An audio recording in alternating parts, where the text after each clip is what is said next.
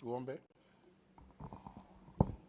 Ewe Mwenyezi Mungu, ambaye kwa hekima na wema wako umeteua nyadhifa za viongozi na mabunge kwa ustawi wa jamii na utawala wa haki wa wanadamu, twakusihi ututazame kwa neema nyingi, sisi watumishi wako ambao umeridhika kutuita ili tutekeleze shughuli muhimu za jamhuri yetu.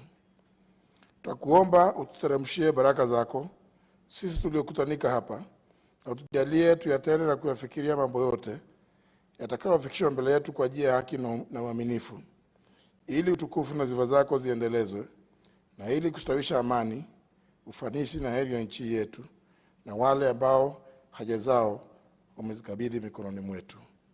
Amina.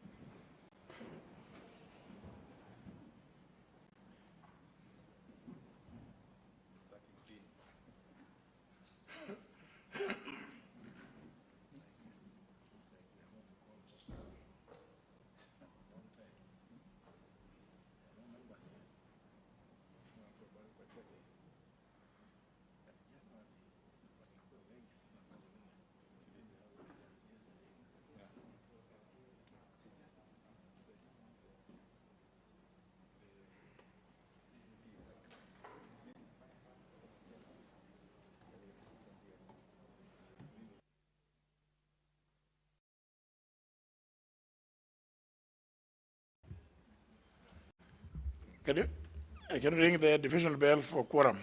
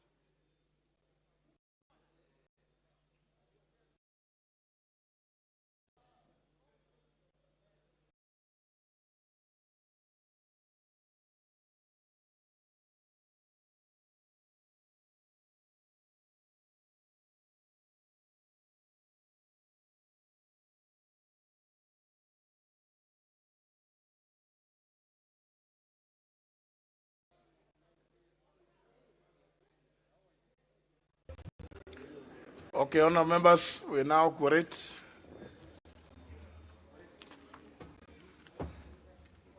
Start. Order number 1, administration of oath. Order number 2, communication from the chair.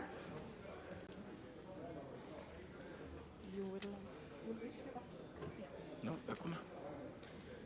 Order number 3, messages. Order number 4, petitions. Order number 5, papers. Leader of Majority Party. Honorable Speaker, I beg to lay the following papers on the table of the House today, Thursday, the 17th of February, 2022. Batch number 1 is legal notice, and number 28 relating to the traffic, driving schools, driving instructors, driving licenses, rules 2020 from the Ministry of Transport, Infrastructure, Urban Development and Public Works, and the following accompanying documents: the explanatory memorandum, the High Court, the Nairobi High Court judgment, petition number E251 of 2020, letter dated 20th of January 2020 by the Principal Secretary, State Department of Transport, on the traffic, driving schools, driving instructors, and driving licenses rules, 2020, and the notice to members of the public, report on the public participation and list of attendance of members of the public to the public participation forums. The second batch is reports of the Auditor General and financial statements in respect to the following institutions for the year ended 30th of June 2021, and the certificates therein. Number 1 is combating poaching and illegal wildlife trafficking in Kenya through an integrated approach project, State Department for Wildlife. The Kenya Water Towers Project, Kenya Forest Service, integrated program to build resilience to climate change and adaptive capacity of vulnerable communities in Kenya. The National Environment Management Authority, the Northern Kenya Conservation Project by Kenya Wildlife Service, the Green Growth and Employment Thematic Program, the Ministry of Environment and Forestry, International Partnership Program, Kenya Forest Service, GCF Readiness and Preparatory Support Capacity Strengthening Program towards accessing climate finance from Green Climate Fund, the National Environment Management Authority, and Kenya Industry and Entrepreneurship Project, Statement Department for Industrialization, Independent Policing Oversight Authority, the Center for Excellence, Sustainable Agriculture and Agribusiness Management, Egerton University, the Kenya Towns Sustainable Water Supply and Sanitation Program,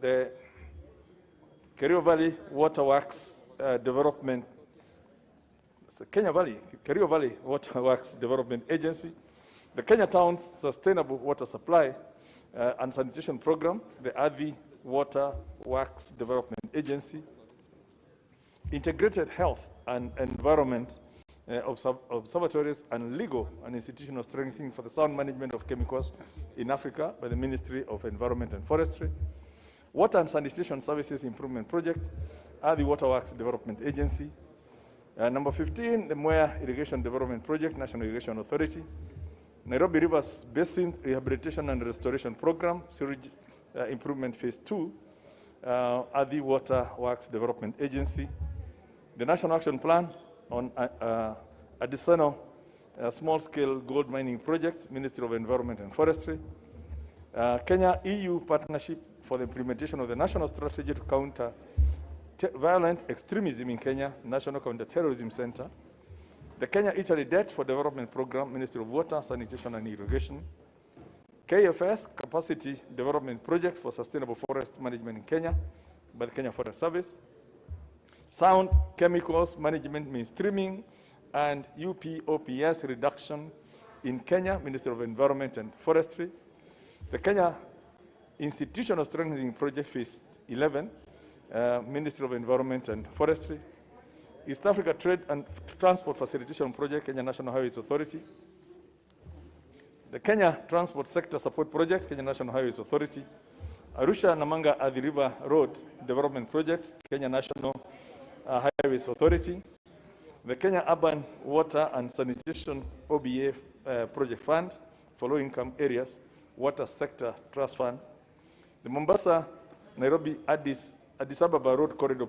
Phase 3 project, Kenya National Highways Authority, technical assistance to enhance the capacity of the President's Delivery Unit Project, State Department for Interior and Citizen Services, the Kenya Nairobi Thika Highway Improvement Project, Lot 3, Government Concessional Loan Agreement, Kenya National Highways Authority, Multinational Arusha Holili Taveta Voi Road Corridor Development Project, Phase 1, Kenya National Highways Authority, And the third batch is the report of the Auditor General and financial statements in respect of the following institutions for the year ended 30th of June 2020 and the certificates therein: the Kenya Accreditation Service, Tana and Athi Rivers Development Authority. And the last batch is the reports of the Auditor General and financial statements in respect of the following institutions for the year ended 30th of June 2019 and the certificates therein. And these are Siala Technical Training Institute and Kiambu Institute of Science and Technology. Thank you, Honorable Speaker.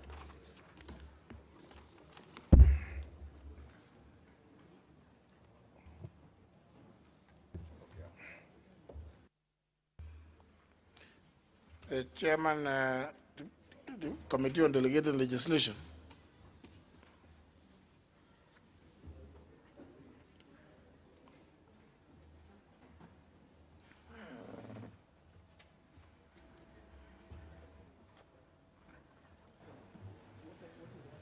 Mr. Speaker, sir, I beg to lay the following paper on the table of the House today, Thursday, 17 February 2022. Report of the Committee on Delegated Legislation on its consideration of the Public Finance Management National Roads Toll Fund Regulations 2021, legal notice number 222 of 2021. Chairman, Departmental Committee on Agriculture.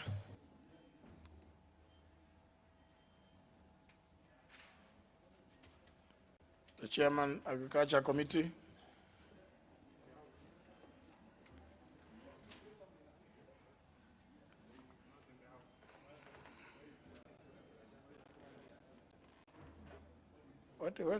Where do these people know what time the House sits?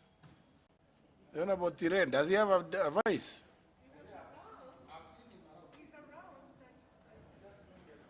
But he can't be around if we are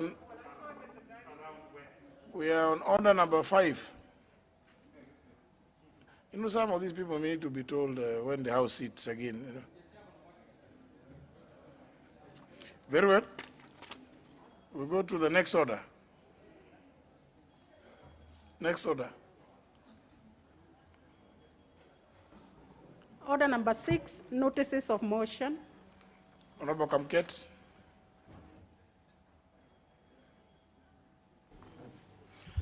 Yeah, Mr. Speaker, sir, I beg to give notice of the following motion.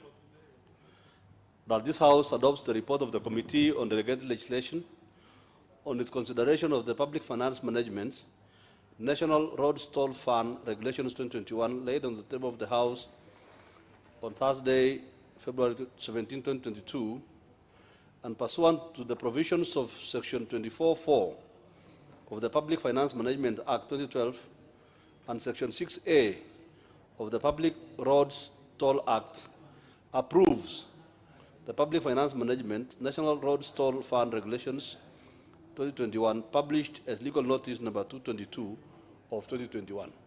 Thank you. Well, the Chair of Public Investments Committee. Thank you very much, Mr. Speaker. I wish to issue the following notice of motion: consideration of the special audit regarding utilization of COVID-19 funds by KEMSA. Honorable Speaker, I beg to give notice of the following motion: that this House adopts the report of the Public Investments Committee on its consideration of the special audit report on utilization of COVID-19 funds by the Kenya Medical Supplies Authority, laid on the table of this House on Wednesday, September 22nd, 2021. The Chairperson, National Government Constituencies Development Fund Committee.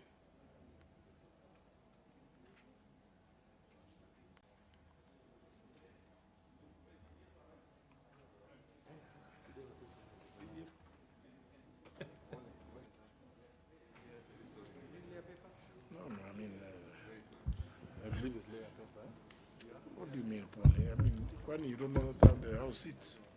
Thank you, Honorable Speaker, and my apologies for coming in late. I was involved elsewhere. Mr. Speaker, I wish to lay the following paper on the table of the House today, Thursday, February 17, 2022. A report of the Select Committee on National Government Constituency Development Fund on its consideration of the nominees to the Ugenya Constituency Committee of the National Government Constituency Development Fund. Thank you, Mr. Speaker. Next order. Order number 7, questions and statements. First question by the member for Tharaka. Oh, you are not notice of motion. Proceed.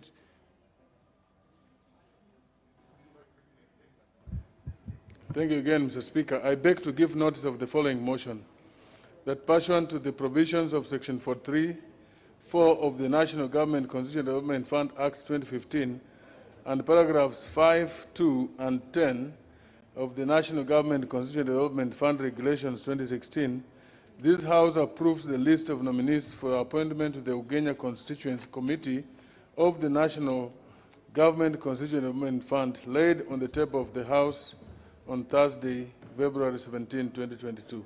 I thank you, Mr. Speaker. Well, we'll now go to order number 7, member for Tharaka. Thank you very much, Mr. Speaker. If I may please you, allow me to ask question number 6 of 2022 to the Cabinet Secretary for National Treasury and Planning. Number 1, could the Cabinet Secretary state the amount of money set aside for payment of pensions, gratuities, and other benefits to former councillors who served in the defunct county councils between 1963 and 2012. Number 2, could the Cabinet Secretary state the number of the said former councillors who are set to benefit from the said allocation? Number 3, when does the ministry plan to disburse the payments to the said former councillors? Thank you, Mr. Speaker.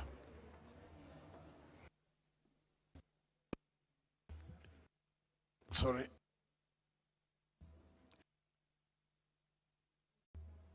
Question will be replied to before the Departmental Committee on Finance and National Planning. The next question is by the member for Kibwezi East, the Honorable Jessica Mbalu. The Honorable Jessica Mbalu was absent on Tuesday, requesting that the question be rescheduled to today. She is not in the chair, in the chamber. And the question is dropped because she's the one who specifically wrote and requested that it be rescheduled for the 17th in the afternoon specifically. So, question is dropped. What's good for the goose is good for the gander. The next question is by the member for Madioya, Honorable Kihara. Thank you, Mr. Speaker.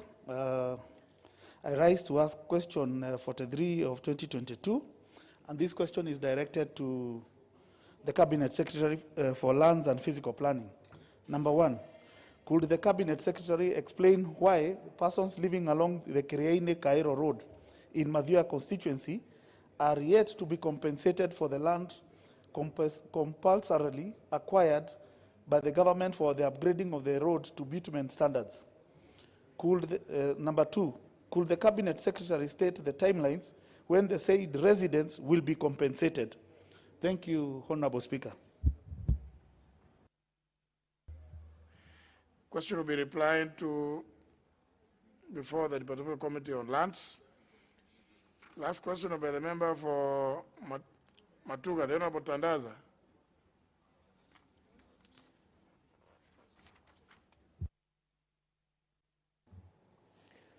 Thank you, Mr. Speaker. I rise to ask question number 45 of 2022 to the Cabinet Secretary for Public Works, Gender, Senior Citizens Affairs and Special Programs. 1, could the Cabinet Secretary provide a list of all beneficiaries under the Food Relief Cash Transfer Program in each sub-location in Matuga constituency? 2, what is the criteria used in the identification of the households, and or individuals to benefit from the program in the country and in particular in Matuga constituency? 3, what action has the ministry taken to ensure that all deserving households and or individuals in Matuga constituency are registered to enable them to benefit from the program? Thank you, Mr. Speaker.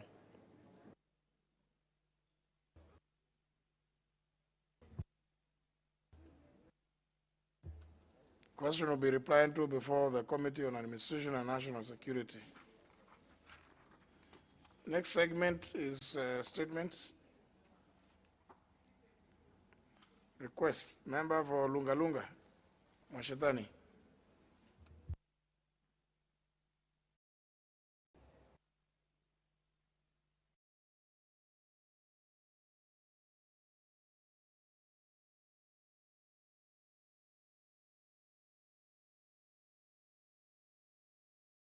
Tell me, Honorable Mwashetani, you don't know how to press. Now you've got it right.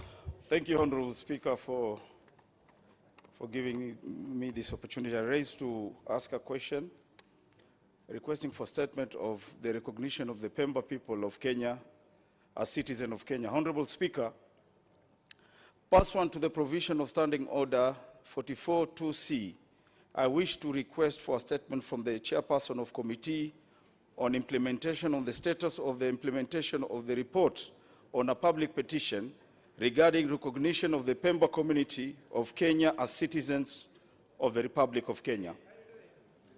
Honorable Speaker, on 19th of November 2020, a petition regarding recognition of the Pemba people as citizens of the Republic of Kenya was presented to the House by the member of Kilifi, Honorable Owen Baya. Consequently, it was committed to the Departmental Committee on Administration and National Security for consideration pursuant to the provision of the National Assembly, Standing Order number 227. Upon consideration, Mr. Speaker, the committee tabled the report on the same, which was considered and adopted by the House on 11th August 2021. Consequently, a letter forwarding the said report to the Principal Secretary, Minister of Interior, and copied to the Cabinet Secretary of the Ministry was dispatched on 6th October 2021. However, since then, and despite the several inquiries made on the matter, no action has been taken to commence the process of issuing the Pemba community as citizen as approved by the House. Honorable Speaker, it is worth noting that the said report recognized the Pemba community as Kenyans, just like any other community. The Pemba people are indigenous of Kenya and not like those other communities who came to Kenya from other countries who have since been granted citizenship. These are Kenyans who, through historic oversight, were left out of the list of Kenyan communities at independence and therefore have remained stateless and lived a dignified life in their own country. Honorable Speaker, cognizant of the Huduma Bill 2021, currently before the August House, is being processed to take effect as soon as possible. The Pemba community is definitely going to be left out of the Huduma number registration. Yet, if the bill is enacted, the Huduma number will be the central master population number for all service provided by the government. Therefore, Honorable Speaker, it is on this basis that I seek a statement from the chairperson of the Committee of Implementation on the implementation status and recommendation of the reports on a public petition regarding recognition of the Pemba community of Kenya as citizen of the Republic of Kenya. I thank you, Honorable Speaker.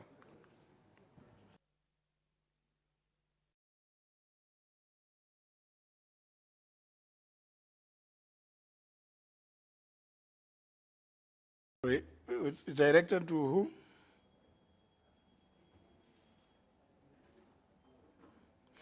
Is the Committee on Lands? Registration of persons. Security. Where is the Implementation Committee? Oh, the implementation, that's Honorable Kenta, Ole Kenta. Honorable Ole Kenta, as you can see, is present in absence.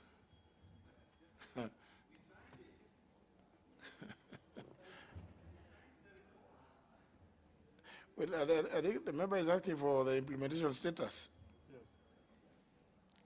Then maybe the Honorable Kenta can respond when the time comes. Let the request be channeled through the Office of the Leader Majority to see whether he can respond. There is another request by the nominated, specially nominated elected member, Sassoon. Yeah, thank you, Honorable Speaker. I rise pursuant to Standing Order number 44-2C. I rise to request for a statement from the Chairperson, Departmental Committee on Education and Research regarding the dismissal of a disabled teacher, the late Alexander Kipkorir Cheruiyot, TSC 388095, by the Teacher Service Commission as he was undergoing medical treatment. Honorable Speaker, it's of great concern that on October 7th, 2021, the Teacher Service Commission Disciplinary Committee unprocedurally and without due diligence dismissed Mr. Alexander Cheruiyot from employment for the alleged charges leveled against him that he had decided duty with effect from July 26, 2021, while he was serving at Kobalwa Secondary School in Bomet County. Honorable Speaker, all along, Mr. Cheruiyot's right forelimb was amputated due to injuries sustained in a road accident while on official duty on June 10, 2004, specifically on a benchmarking visit. The misfortune that reduced Cheruiyot to a physically challenged person, which further led to post-traumatic stress disorder, PTSD, until he succumbed to the complications at Chelimo Nursing Home on February 1st, 2022. Honorable Speaker, the PTSD condition could not allow Cheruiyot to request for sick leave since most of the time he was deeply traumatized and stressed. Frequent admission to hospitals resulted in a state of traumatic stress and depression that resulted to rehabilitation referrals and completely detached from reality. Honorable Speaker, it is on this background, on the circumstances that led to his dismissal and the health condition after the accident of Mr. Alexander Kipkorir Cheruiyot, that I seek a statement from the Chairperson, Departmental Committee on Education and Research on the following. 1. Could the Commission explain why Mr. Alexander Cheruiyot, who was suffering from mental imbalance, was summoned for the hearing of a disciplinary case by the Teacher Service Commission? 2. Could the Commission explain why Mr. Alexander Kipkorir Cheruiyot was punished through dismissals, considering that he was out of duty station because of the injuries and PTSD arising from the accident he had while on official duty on June 10, 2004? 3. Could the Chairperson explain why the Commission ignored apologies tendered by Mr. Cheruiyot and the request to review his case? 4. Could the Commission consider reinstating Mr. Alexander Kipkorir Cheruiyot posthumously so that his next of kin could pursue his full benefits accrued since he was employed by the Teacher Service Commission as stated in Section 176 of the Code of Regulations for Teachers? And then 5, why didn't Teacher Service Commission retire Mr. Alexander Kipkorir Cheruiyot on medical grounds as stated in Section 162(1)(a) of the Code of Regulations for Teachers if they found that he could no longer deliver the classroom teaching as expected? I thank you, Honorable Speaker. The Chairperson, Committee on Education.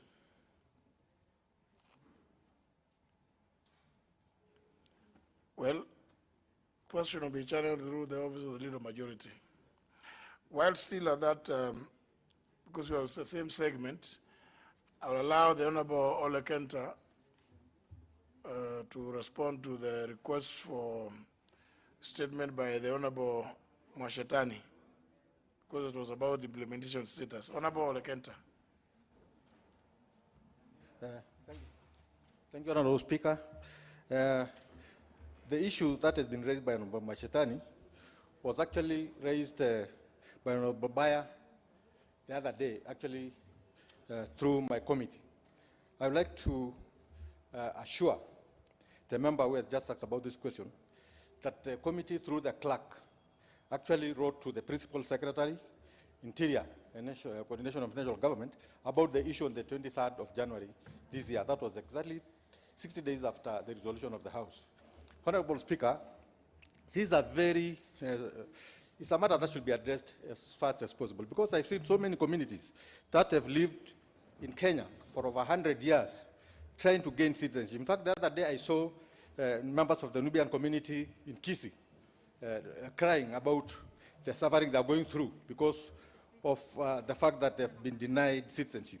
And I think it's something that should be pursued relentlessly till this will actually given the citizenship, because they have no other place that they can call home. So we have already taken the necessary steps, and I can assure the member that it will be done, because actually the government is also keen on doing things, and they've done it in the past in regard to other communities. Thank you so much, Honorable Speaker. Honorable Mwashetani.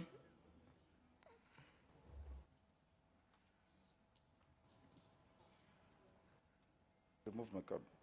I think, Honorable Speaker, I think it's quite in order, as we know that the members have waited for long, and I believe with the report that he has given us, just pursue it with the ministry. I think it's going to be effected. Thank you, Honorable Speaker.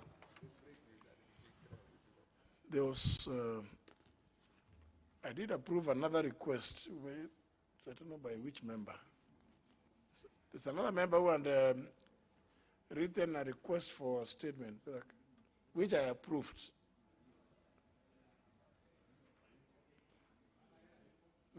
And the member himself is not there.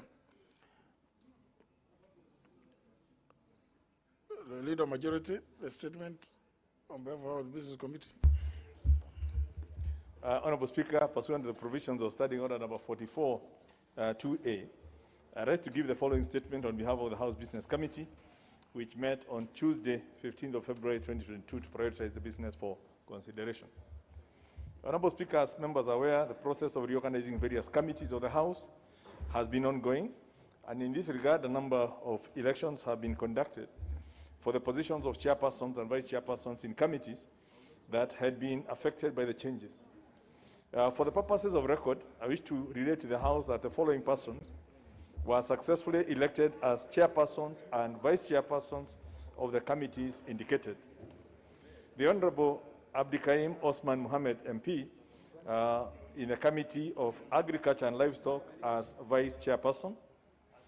The Honorable Jane Wanjiku Njiro MP in Communications, Information and Innovation as chairperson. The Honorable Mark Nyamita Ogola in Communications, Information and Innovation as the vice chairperson. The Honorable Richard Tongi MP, Defense and Foreign Relations Committee as chairperson. The Honorable Elijah Memusi Kanchori in the Defense and Foreign Relations as vice chairperson. The Honorable Jeremiah Ngayo Kioni in the Committee of Energy as chairperson. The Honorable Mishi Mboko MP as vice chairperson of the Committee on Lands. The Honorable Sophia Abdi Nur MP in the Environment and Natural Resources Committee as chairperson. The Honorable Engineer Paul Musimi Nzengu MP, the Environment and Natural Resources Committee as vice chairperson. The Honorable Captain Rueda Mohammed MP as chairperson of Regional Integration. Honorable Speaker, I also wish to note the Departmental Committee on, no, that's already done. The Select Committees on Regional Integration, as well as the members' facilities, are conducting the elections of their vice chairpersons this afternoon and tomorrow morning, and I'll communicate that information to the House when the process is concluded and once I get an update. Honorable Speaker, for the sitting of Tuesday, 22nd of February 2022, the House Business Committee has scheduled the following motions for consideration, which is the report of the Budget and Appropriations Committee on Budget Policy Statement for the financial year 2022-2023, and two, the report of the Budget and Appropriations Committee on the Medium-Term Debt Management Strategy for the financial year 2022-2023. Honorable Speaker, the following bills have also been scheduled for consideration as second reading, being the Children's Bill, the Huduma Bill, Coffee Bill, which is Senate Bill number 22 of 2020's Amendment Bill 2021 continuation, and the Advocates Amendment Bill of 2021. Honorable Speaker, in accordance with the provisions of Standing Order number 42A5 and 6, I also wish to convey that the Cabinet Secretary for Health is scheduled to appear before the Department Committee on Health on Thursday, the 24th of February 2022, to respond to the following three questions. One is question number 1 of 2022 by the Honorable Bernard Okoth, MP, regarding the status report on key medical equipment for treatment of cancer and kidney ailments available at the Kenyatta National Hospital, in particular radiotherapy and dialysis equipment. Question number 36 of 2022 by the Honorable Faith Getao, MP, regarding the nature and recent contractual disagreements between the Kenya Association of Private Hospitals and the National Health Insurance Fund, which were reported to affect services at both private and public hospitals. And lastly, question number 038 of 2022 by the Honorable Safia Sheikh, MP, regarding implementation status of the universal health coverage in Marsabit County. The House Business Committee will convene on Tuesday, the 22nd of February 2022, to schedule the business for the rest of the week. Honorable Speaker, I now wish to lay the statement on the table of the House. Thank you.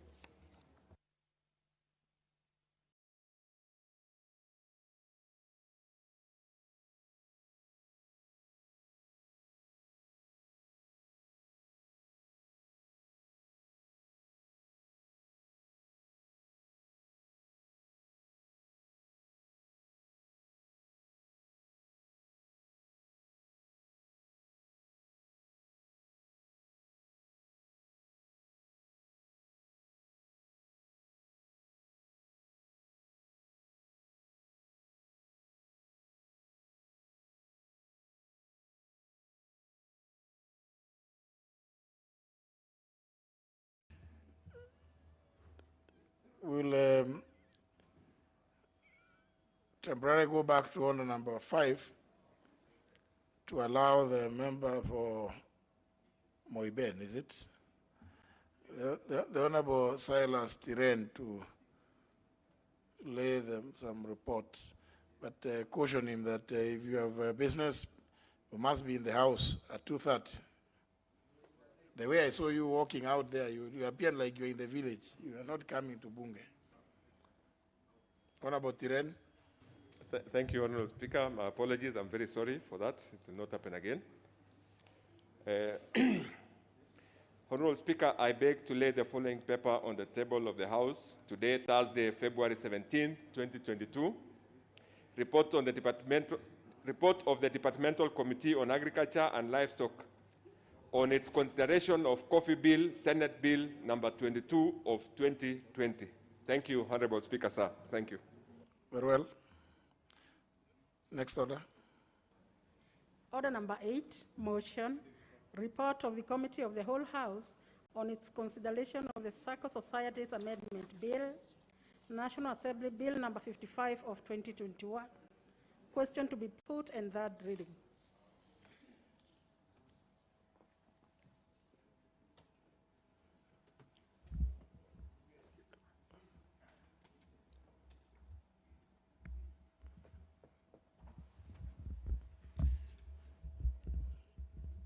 Members, the stage at which this bill is where the question was to be put for agreement of the House with the report of the Committee of the Whole. I therefore put the question, which is that the House to agree with the report of the Committee of the whole House on its consideration of the Circle Societies Amendment Bill, National Assembly Bill number 3 of 2021. Will as many as that opinion say aye? Aye. As many as contrary opinion say nay. The ayes have it. Move on. Honorable Speaker, I beg to move that the Circle Societies Amendment Bill, being National Assembly Bill number 55 of 2021, be now read a third time. And Honorable Speaker, I do hope that this completes now our bid as a National Assembly, and we can now take it to the Senate so they can complete the process that led it to it being resubmitted here. I beg to move and request the Honorable Wangwe to second. Honorable Wangwe. Thank you, Honorable Speaker. Honorable Speaker, I do second. Honourable members, I propose the question. Member for Nyandarua, is it? Member for Nyandarua, this is not a marketplace.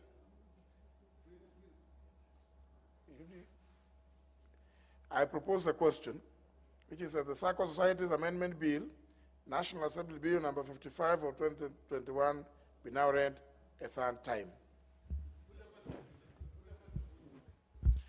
Now, members, I now put the question, which is that the Circle Societies Amendment Bill, National Assembly Bill number 55 of 2021, be now read a third time. Will as many as for that opinion say aye? Aye.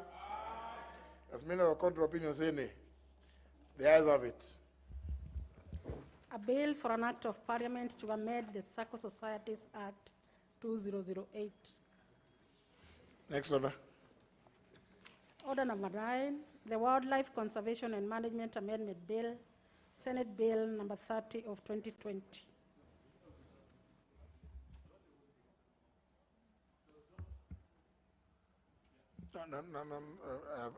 I wanted her to take a seat. Honourable members, you will recall that on Wednesday, yesterday, 16th of February 2022, during the afternoon sitting, when the order for second reading was read, the chairperson of the Departmental Committee on Environment and Natural Resources, the Honourable Sophia Abdi, MP, moved the motion that the Wildlife Conservation and Management Amendment Bill, Senate Bill number 30 of 2020, be read a second time. Honourable members, in moving the motion, the chairperson expressed reservations on the bill.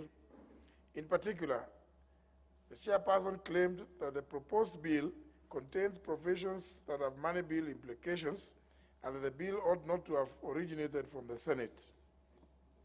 She further indicated that following the public participation exercise undertaken, the Cabinet Secretary for Tourism and Wildlife submitted to the committee that a more comprehensive draft bill from the Ministry to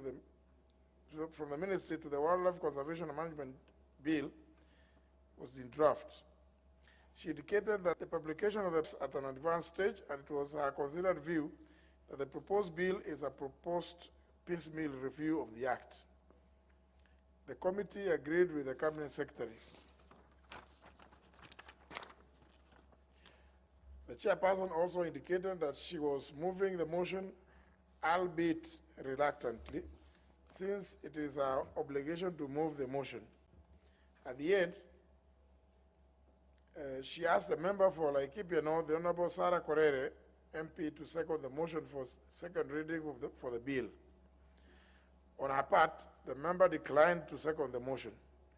Consequently, the Speaker was not able to propose the question by dint of Standing Order 57, which reads as follows. The question on any motion shall not be proposed unless it shall have been seconded, and any motion that is not seconded shall be deemed to have been withdrawn and shall not be moved again in the same session. Honourable members, since this is a bill originating from the Senate, I wish to invoke the provision of Standing Order number 1 and pause for a moment to find out whether there is any other member in the House desirous of seconding the motion for second reading of the bill.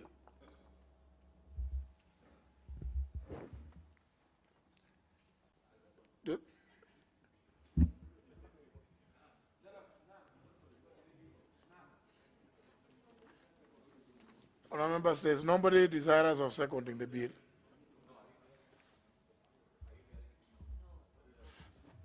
Honourable members, there being no other member desirous of seconding the bill,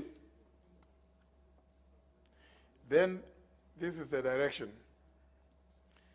That in the absence of such a member to second the motion, then the provision of Standing Order 57, subsection 1, as stated above, shall apply.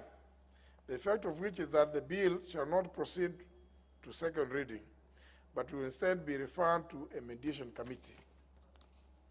Honourable members, may I therefore request that the leader of the majority party do consult with the leader of the minority party and propose 5 members to sit in the mediation committee so as to enable me communicate the decision of the House to the Senate in line with the provisions of Articles 112 and 113 of the Constitution. In the meantime, honourable members, the Wildlife Conservation and Management Amendment Bill, Senate Bill number 30 of 2020, stands defeated, and the provisions of Articles 112 and 113 of the Constitution apply, and the House is accordingly guided. Thank you.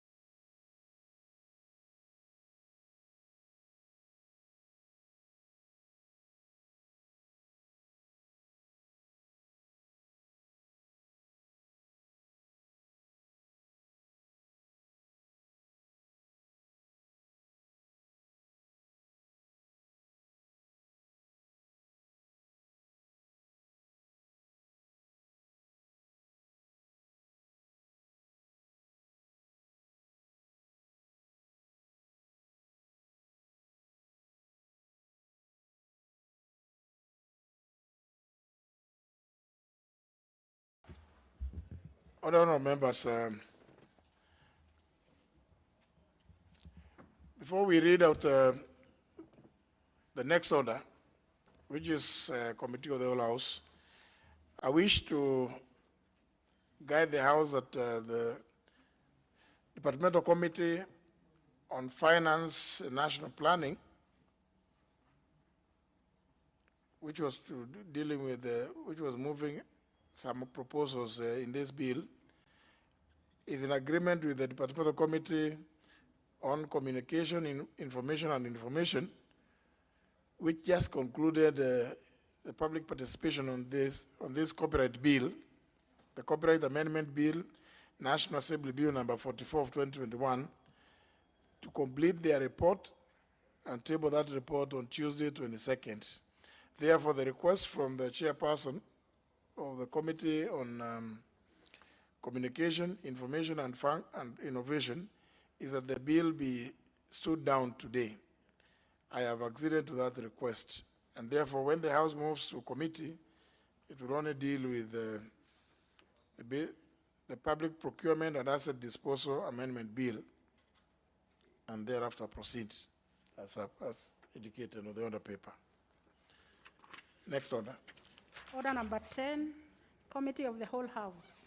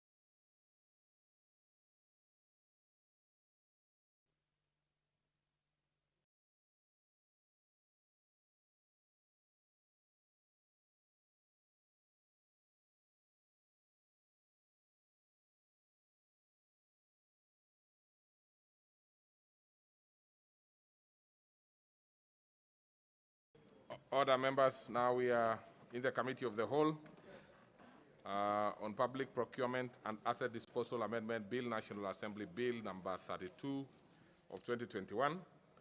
And we will be moving pretty fast, so honorable members, please, we ask you to take keen interest. Yeah. Clause 3. I propose a question which is at Clause 3 be part of the bill.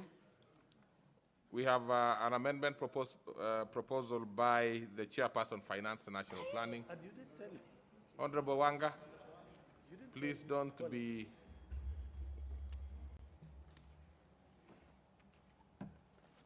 Proceed, Honorable Wanga. You have the mic. I don't know if you... yes. You have any yes, issue there with the microphone? I think it's working. You are proposing this deletion. Yes, Honorable Chair. The committee is proposing that Clause 3 be amended as per the order paper or be deleted. And this is because the role of developing, promoting capacity development of procurement professionals should vest in the authority and not with National Treasury. In addition, the function of managing the state portal on procurement and asset disposal should be done by the Public Procurement Regulatory Authority and not the National Treasury. Thank you, Chair. I beg to move. So then I propose a question which is that Clause 3 be amended or rather deleted as proposed by the Chair, Finance. I put the question which is that Clause 3 be deleted. Will as many as of that opinion say aye? When as our contra opinion say nay? The ayes have it. Clause 4. I propose a question which is that Clause 4 be part of the bill. Again, Chair, Finance, same motion. Thank you, Honorable Chair. Honorable Chair, I beg to move that Clause 4 be deleted as proposed in the order paper. This amendment, Honorable Chair, is consequential as a result of deletion of Clause 3. The amendment is intended to retain the function of developing and managing the state portal on procurement and asset disposal with the PPRA. I beg to move, Honorable Chair. Okay, so I propose a question which is that Clause 4 be deleted as proposed. Be amended, sorry, as proposed by the Chair, Finance. I put the question which is that Clause 4 be amended as proposed by the Honorable Gladys Wanga. Will as many as of that opinion say aye? And as our contra opinion say nay? The ayes have it, and I put the question which is that Clause 4 as amended be part of the bill. Will as many as of that opinion say aye? Many as of a contra opinion say nay? The ayes have it. Clauses 5, 6, 7, 8, 9, 10, 11, 12, 13, and 14. I propose a question which is that clauses 5 through to 14 be part of the bill. And I put the question which is that clauses 5, 6, 7, 8, 9, 10, 11, 13, and 14 be part of the bill. Will as many as of that opinion say aye? When as of a contra opinion say nay? The ayes have it. Clause 15. I propose a question which is that clause 15 be part of the bill. The Honorable Nduati. Thank you very much, Speaker. I'm proposing to amend clause 15 as in the order paper. And my suggestion is that for infrastructure projects, the head of procurement function... Wants to comment on this? Seeing that he may not be interested, let's have the Honorable Sankok. Thank you very much, Chair. And coming from Honorable Nduati, it is automatic that he is an experienced fellow in that field. So, Honorable Speaker, we do support. That is not a very good ground of support, but you have supported anyway. So then I'll proceed. Because the Honorable Sankok, I would have expected you to give us what you actually think is worth supporting. You know, having not the person supporting. Having a notebook that prescribe the current courses. I'm telling you, Honorable Speaker, I've read his proposed amendment, and I really support 100% because I've understood. All right. That is okay, Honorable Sankok. So then I put the question which is at clause 15 Be amended as proposed by the Honorable Joseph Nduati. Will as many as of that opinion say aye? Aye. Many as of a contrary opinion say nay? The ayes have it, and I put the question which is at clause 15 as amended be part of the bill. Will as many as of that opinion say aye? Aye. Many as of a contrary opinion say nay? The ayes have it. Clauses 16, 17, and 18. I propose the question which is at clauses 16, 17, and 18 be part of the bill. And I put the question which is at clauses 16, 17, and 18 be part of the bill. Will as many as of that opinion say aye? Aye. Many of a contrary opinion say nay? The ayes have it. Clause 19. I propose the question which is at clause 19 be part of the bill. Chair Finance. And please, Honorable Chair Finance, do not allow any member to come very close to you for purposes of, there are two issues that will arise. One, the social distancing rule and will be violated. And secondly, I'm sure they will interfere with your concentration. So even those who support you in other lives that you have should keep some distance for the rest of the afternoon. Thank you, Honorable Chair. Honorable Chair, I'm well guided. So as soon as we are through with consultations, the member will retreat. But nonetheless, Honorable Chair, I beg to move that clause 19 be amended as per the order paper by deleting paragraph B and C. Honorable Chair, this is meant to retain the evaluation period as provided in the Principal Act, which is within a period of a maximum of 30 days. I beg to move, Honorable Chair. Okay, so then I propose the question which is at clause 19 be amended as proposed by the Honorable Gladys Wanga. And I put the question which is at clause 19 be amended as proposed by the Honorable Gladys Wanga. Will as many as of that opinion say aye? Aye. Many as of a contrary opinion say nay? The ayes have it. And I put the question which is at clause 19 as amended be part of the bill. Will as many as of that opinion say aye? Aye. Many as of a contrary opinion say nay? The ayes have it. Clauses 20, 21, 22, and 23. I propose a question which is at clauses 20, 21, 22, and 23 be part of the bill. And I put the question which is at clauses 22, 23, 20, 21, 22, and 23 be part of the bill. Will as many as of that opinion say aye? Aye. And as our contrary opinion say nay? The ayes have it. Clause 24. I propose a question which is at clause 24 be part of the bill. Now you see, the Honorable Wanga, I warned you, and you can see your neighbor, both sides, are giving you trouble. So please, let them not consult you for now, until after about another 30 minutes we should be through. It was actually my sister, Sess, but she has now gone. Yes, Governor of Embu. Well, Honorable. What did you say again on record, the Honorable Wanga? Is there any stranger in the house? No, incoming, I mean. Oh, okay. Okay, proceed. Yeah, incoming governor for Embu. Okay, proceed. We really have no issue with anything else other than what we are doing now. Chair, Honorable Machungwa is a bit loud today.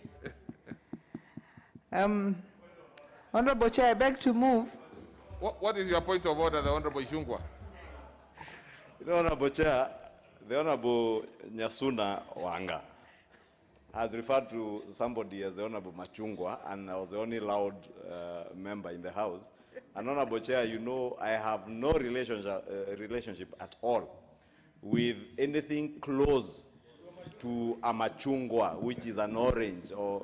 And I know she's a fervent follower of the Orange Party, but I have no relationship with oranges.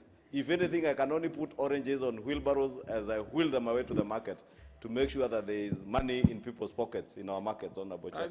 I think. So I don't know. I hope. Honorable I just needed her to clarify that she was not in any way referring to me as Honorable Machungwa. Honorable Ishungwa. My name is Kimani Ishongwa. Now here, Chairman, you're also referring me as Ichungwa. It is Ishongwa. Ichungwa. Ngwa with an apostrophe. Order, Alumni of Alliance. Maybe I should just inform you that the Speaker has a right to pronounce your name anyway and in any manner. See, so I really don't have to go by your apostrophes and the commas in between. I can now, but again, and most importantly, I did not hear any member who was loud, because in this house the members are never loud. They consult with a little higher decibels. So for you to ascribe yourself the name Chungwa, I think is no, but I didn't hear that. And actually, I don't think you need to deal with that, the Honorable Wang. Just go straight to this thing. But I notice, of course, that there is one member for Kikuyu who is really taking keen interest in where you are sitting and whom you are sitting with and whom you are consulting. But I don't think that is very important for now. Proceed, the Honorable Gladys Wanga. Well guided, Honorable Chair. Honorable Chair, I don't want to go that direction. Let me just go to amendment that I beg for. I move that clause 24 be amended or be deleted as per the order paper. The justification here, Honorable Chair, is the amendment is intended to retain the pre-qualification period as provided in the Principal Act of at least 14 days for candidates to prepare and submit applications to be pre-qualified. 7 days, the committee felt, is insufficient. I beg to move, Honorable Chair. Okay, so I propose a question which is that clause 24 be amended as proposed by the Honorable Gladys Wanga. Honorable Chungwa, you have something, Honorable Ishungwa, you have something to say to this? No, I don't think you have. So let's proceed. I put the question, which is that clause 24 be amended as proposed by the Honorable Wanga. Will as many as of that opinion say aye? Many as of a contrary opinion say nay? The ayes have it, and I put the question, which is at clause 24, as amended, be part of the bill. Will as many, this is a deletion. So being a deletion, really, we don't have to include the deletion. It's already deleted anyway. So we proceed to the next. Clauses 25, 26, 27, 28, 29, 30, and 31. I propose a question which is that clauses 25, 26, 27, 28, 29, 30, and 31 be part of the bill. And I put the question which is that clauses 25, 26, 27, 28, 29, 30, and 31 be part of the bill. Will as many as of that opinion say aye? Many as of a contrary opinion say nay? The ayes have it. Clause 32. I propose a question which is that clause 32 be part of the bill. Honorable Wanga. Thank you, Honorable Chair. Honorable Chair, I beg to move that clause 32 be deleted. Honorable Chair, the justification is we want to retain the timelines as they are in the Principal Act. The deduction of timelines within which evaluation shall be carried out from 21 to 7 days will affect the procurement process, as 7 days is too short to carry out any proper evaluation. Okay. I beg to move. So then I propose a question which is at clause 32 be deleted. Yes, Honorable Sankok. And you don't have to put your hand up. Once your name is here, it's okay. Proceed, Honorable Sankok. Mike, thank you very much. Honorable Chair, I do support, and especially when you reduce to 7 days, and persons with disabilities have what we call ACPO, access to government procurement opportunities. And most of them are in rural areas, and there is a vicious circle of poverty within persons with disability. They will not be able to access. I think 21 days as proposed by Honorable Gladys Wanga Nyasukuta. Is it Nyasukuta or Nyasuna? It is actually in line, and I do support, so that persons with disability can access the information. Thank you. I see this afternoon you are very fond of the Honorable Wanga. Everybody is ascribing one name or another, or telling us what he did over the weekend and so forth. Let's proceed with this as is in the order paper. So therefore, I put the question which is at clause 32 be deleted. Will as many as of that opinion say aye? Aye. Many as of a contrary opinion say nay? The ayes have it. Clause 33. I propose a question which is at clause 33 be part of the bill. Honorable Wanga. Honorable Chair, I beg to move that clause 33 be deleted. And this is also to retain the timelines as are in the Principal Act. The amendment relates to the timeline within which a written contract shall be entered into. I beg to move, Honorable Chair. Right, so then I propose the question which is at clause 33 be deleted. And I put the question which is at, will as many as of that opinion say aye? Many as of a contrary opinion say nay? The ayes have it. Clause 34. I propose the question which is at clause 34 be part of the bill. And I put the question which is at clause 34 be part of the bill. Will as many as of that opinion say aye? Many as of a contrary opinion say nay? Order, members, make your decision. You have not made any decision at all. So I repeat it for you to make decision. Nobody has supported or opposed to this particular. So I put the question, which is at clause 34, be part of the bill. Will as many as of that opinion say aye? Many as of a contrary opinion say nay? The ayes have it. Clause 35. Propose the question, which is at clause 35, be part of the bill. And Honorable Wanga, you have an amendment to this one, which is a deletion and substitution. And the Honorable Nduati also has one. Just to be clear that if Honorable Wanga's is taken, then yours, the Honorable Nduati's, falls. That we will get there. Let's have the Honorable Wanga first. Check it.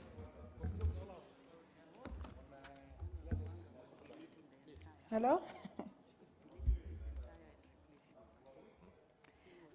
Thank you, Honorable Chair. Honorable Chair, I beg to move that clause 35 be amended as per the order paper. Well, proceed fast. I am, in the meantime, the Honorable Nduati, we are consulting because both of you are proposing a deletion. Both of you are proposing, as far as I'm concerned, both of you, from the records I have, you are proposing a deletion, and each one of you is proposing an alternative. Let's go slowly, the Honorable Nduati. So, Honorable Chair, looking at it, we probably might want to see what will happen to the chair's amendment. Once that happens, we'll be able now to come back to you and see whether it has any space. Okay. What is it, the Honorable Ishungwa? Chair, indeed, I was worried by what you pronounce yourself, that if the chair's Honorable Wanga's passes, the Honorable Nduati's falls. But I see the Honorable Nduati is touching subsection 2 and Honorable Wanga subsection 4. So we need clarity, Honorable Chair, and maybe just 2 minutes to consult with Wanga. But now look. So that we may know how to act on Wanga's. If a deletion is done, then what bit would we have for the Honorable Nduati to deal with? So, but in the meantime, let's get clearly what Honorable Wanga is doing, so that then we can be able to see whether there is any other subsection. Because if not deleting the entire clause. If, for example, you are deleting clause B over a particular part. Now, if that is gone, then there will be nothing for Nduati to do at that point, even if he has a good amendment. But let's see first. Let's see first. Once we go through the one by Honorable Wanga and it is taken, then we come back and see what the Honorable Nduati's chances are to proceed and progress to make it. Chair, with all due respect, if you read what she is doing, it does not affect what Honorable Nduati is doing. So it was your pronouncement from the chair that was very cautious about. Take your seat, the Honorable Ishungwa, and keep your peace. Let's have the Honorable Gladys Wanga process her amendment. Thank you, Honorable Chair. Honorable Chair, I beg to move that clause 35 be amended as per the order paper, and that is by deleting clause 35 and substituting thereof with the following new clause 35, which is a section 139 of the Principal Act is amended in subsection 4 by deleting the words any variation of a contract shall be considered 12 months from the date of signing of the contract. Shall only be considered 12 months from the date of signing of the contract, and substituting thereof with the words A variation of a contract shall be considered at any time in the case of a quantity variation, or shall only be considered after 12 months from the date of signing of the contract in the case of price variation. Honorable Chair, you can see what we are doing there is saying, in case you want to vary quantities, you can vary at any time. But in case you want to vary price, it has to be 1 year after signing of the contract. That's what we are executing there, Honorable Chair. I beg to move.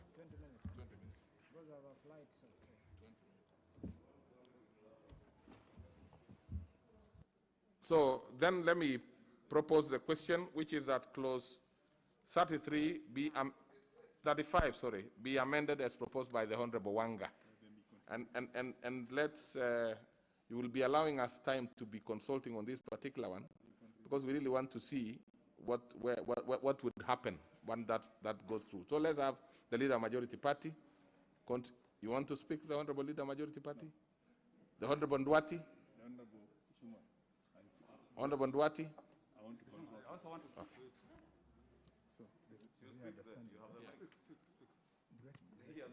Thank you very much, Honorable Chair. I want to oppose what Honorable Anga has proposed, because you know the prices can also vary within 1 year, like what happened during COVID time. That one would be punishing the tenderer, because if you tie a contractor to prices for 1 year, what would happen if those prices change within 3 months? That one is the work of the procurement authority to check whether there are any variations to the rates. Otherwise, it's very punitive, and the contractor can suffer a lot. Now, Honorable Anga, please.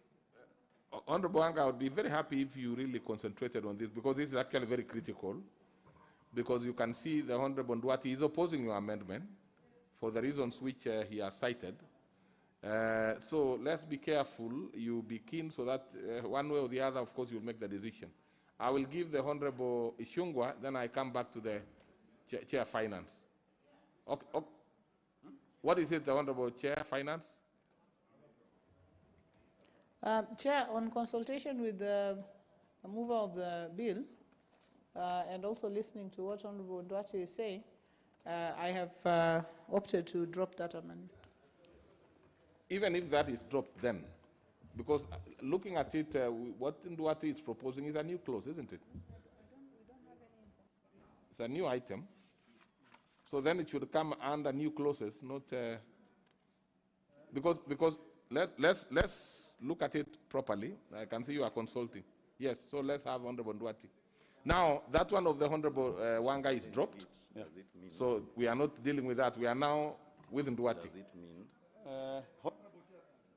Yes.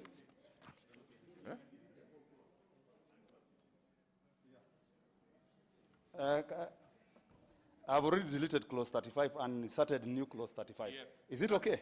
If that is okay. If Honorable Chair, if that's the case, that is okay. I'm proposing. I'm proposing. Yes. And Honorable Chair, this clause went in by a mistake. Which one? This clause 35 is against the practice in the industry. And Honorable Chair, what the clause says is that I move the amendment. You can I move the amendment as it is in the order paper. Proceed now. Now, Honorable Chair, this clause went in by a mistake, and is against international practice anywhere in the world. Because, Honorable Chair, what the Principal Act said is that the tenderer has authority, to give consent to the use of contingency, and Honorable Chair is like going to the shop, and the shopkeeper has the authority to tell you what to spend. And again, Honorable Chair, if you look at prime costs are sums which are used to do specialized works, like electrical works, plumbing works, and the main contractor is given authority over the procuring authority to authorize usage of the prime cost sum. Again, Honorable Chair, use of provisional sums, amounts which are set aside to do works which cannot be measured accurately in the bill of quantities is the tenderer which is given authority. But in the practice, Honorable Chair, is the engineer, the architect, or the quantity surveyor, or the procurement authority who has authority to do that. All right. And we wanted to correct that. Okay. Yeah. Now that the Honorable Anga... Then the other, in B, Chair, I've amended so that the contractor is the one who will be applying for extension of time to the project manager. That is what I've done, if you look at B. Okay. Yeah. All right. I mean, it's okay now. I don't think there will be an issue now. So just leave it. You could... See, don't hurry me, Chair, a lot. Yeah. Just give me time. Chair, I know you want to go and campaign, eh? Order. Close C. Order. Honorable Duarte, I'm sorry, do not repeat that again. On a light note. There is nothing light about that. Campaigns are very strong things. Okay. So let's proceed with... Okay. Okay, close 4, and this one I wanted a majority leader to agree with me. What is provided in the Principal Act, Honorable Chair, is that the price variation from the original price is based on the prevailing consumer index or inflation rate. And Honorable Chair, when you use inflation rate, it is very punishing to the government, because if inflation rate goes up by 15%, it means that everything in that contract goes up by 15%. Even if the next year it goes up by 20%, it means that everything has gone up by 15%. So, Honorable Chair, I wanted us to omit inflation rate and substitute with the consumer index obtained from the Kenya National Bureau of Standards. Yeah, because we can't use inflation rate. Okay. And maybe the other thing is item E, which has not been provided for in the contract, is the cumulative value of professional services should not exceed 25%. It is not in the Principal Act, and we wanted to make provision for it. Thank you very much, Honorable Chair. Very well. So then I propose a question, which is that clause 35 be amended as proposed by the Honorable Joseph Nduwati. Honorable Shungwa. Chair, I rise to support and thank the Chair, Honorable Nyasuna, for dropping her amendment. And I support this one by Honorable Nduwati. Honorable Chair, as Honorable Nduwati says, it was quite dangerous, Honorable Speaker, Honorable Chair, to allow contractors or the people who are tenderers to be the ones to allow the use of provisional sums. Case in point, and the best example, Honorable Chair, you would use is the parliamentary offices block that we are doing here. You will learn from the Parliamentary Service Commission that most of the delayed works, Honorable Speaker, have been as a result of the main contractor's refusal to the use of these provisional sums and prime costs to subcontractors who are subcontracted. And now what we are doing is saying that the chief executive officer, for instance, for Parliament, would have the authority then to allow the use of those provisional sums, which in practice is the right thing to do. Even the main contractor could even pass on Honorable Chair and a contract comes to a halt. But if the accounting officer has authority to allow subcontractors to carry on with the work, then it is okay. Two, Honorable Speaker, and that's why I was begging that you do allow the Honorable Nduwati to prosecute B and C, particularly C, on quantum and price variations. It was dangerous what the bill was providing for, that you cannot vary a contract until after 12 months. Is that to mean that if you were to do a contract and finish it in 11 months, and there are variations, you can't vary anything, Honorable Speaker? It is only fair to allow variations both on quantum and pricing, and allow them, as has been proposed, on 15% on quantum and up to 25% on both quantum and price. And therefore, I think we should support this amendment because it's in line with what is actually in practice today and what actually happens in such contracts, Honorable Speaker. And I support. All right.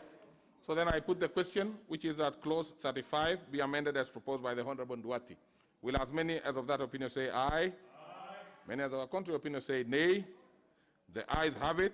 And I put the question, which is that clause 35 as amended be part of the bill. Will as many as of that opinion say aye? Many as of our contrary opinion say nay? The ayes have it. Clause 36. I propose the question, which is that clause 36 be part of the bill. And I put the question, which is that clause 36 be part of the bill. Will as many as of that opinion say aye? Many as of a contrary opinion say nay? The ayes have it. Clause 37. I propose a question which is at clause 37 be part of the bill. Honorable Wanga.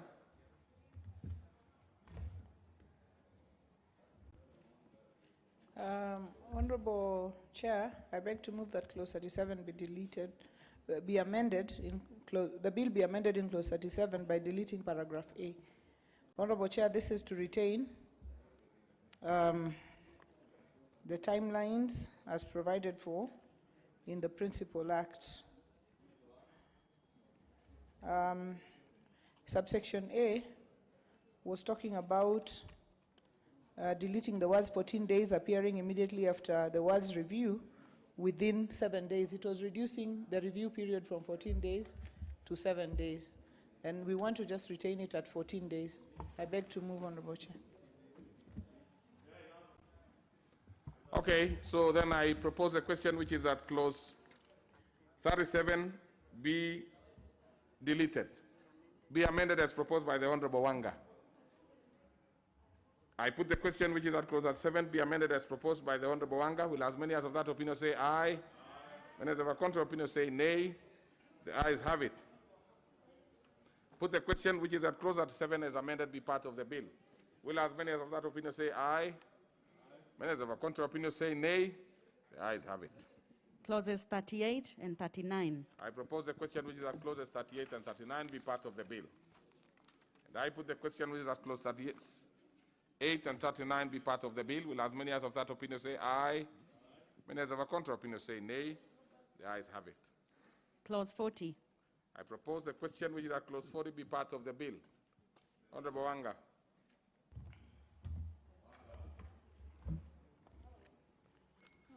Thank you, Honorable Chair. Honorable Chair, I beg to move that clause 40 be deleted. Honorable Chair, the bill sought to introduce an amendment that if the court delays in making a determination on any decision of the Public Procurement Review Board, the decision of the board will take effect. This amendment may not be necessary since there is already a timeline provided within which the court should make such a determination. I beg to move, Honorable Chair. So then I propose the question which is at clause 40 be amended as proposed by the chair. I put the question which is at clause 40 be amended as proposed by the chair. Will as many as of that opinion say aye? Many as of a contrary opinion say nay? The ayes have it. I put the question which is at clause, no, because the deletion, no, nothing on the.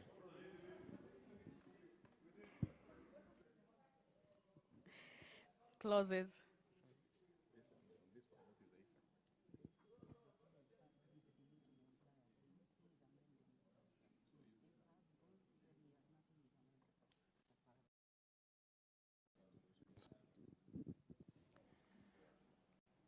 Okay, clauses 41, 42, 43, and 44. I propose a question which is at clause 41 through to 44 be part of the bill. I put the 41 through to 44 be part of the bill. Will as many as of that opinion say aye? Many as of a contrary opinion say nay? The ayes have it. Clause 2.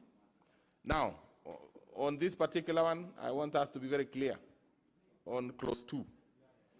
The Honorable Wanga is proposing a deletion of the entire clause. That's paragraph A, right? Now, if that is taken, for sure the Honorable Nduati's falls, because he will have nothing to delete.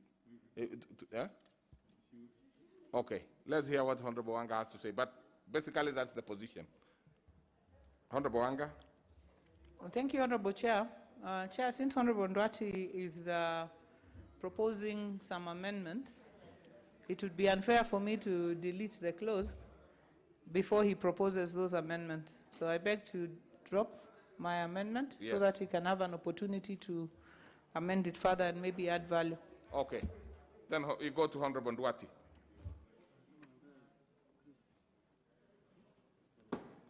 Thank you very much, Honorable Chair. My proposal is to allow other professionals to be able to procure works. Because in Wanga's amendment, it is only somebody called procurement professional who was allowed to procure works. But Honorable Chair, There are many other professionals who procure work. Quantity surveyors, architects, engineers, and this profession called procurement professional is the one who has come in to delay works. You see, like now, if you want to procure this hall, it will be designed in the morning, the bills will be made in the evening, and you procure. But now to introduce another person to delay the works, it takes a lot of time.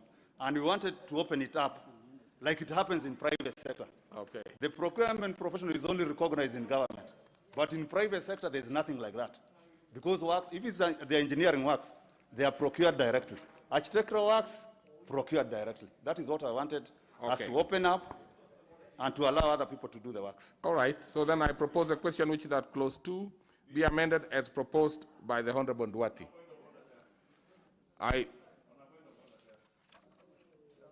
What is it, the Honorable Ishungwa? Honorable Chair, there is a B, and I think what the Honorable Nduati has spoken to is A. So if you can just allow him to prosecute B. Okay.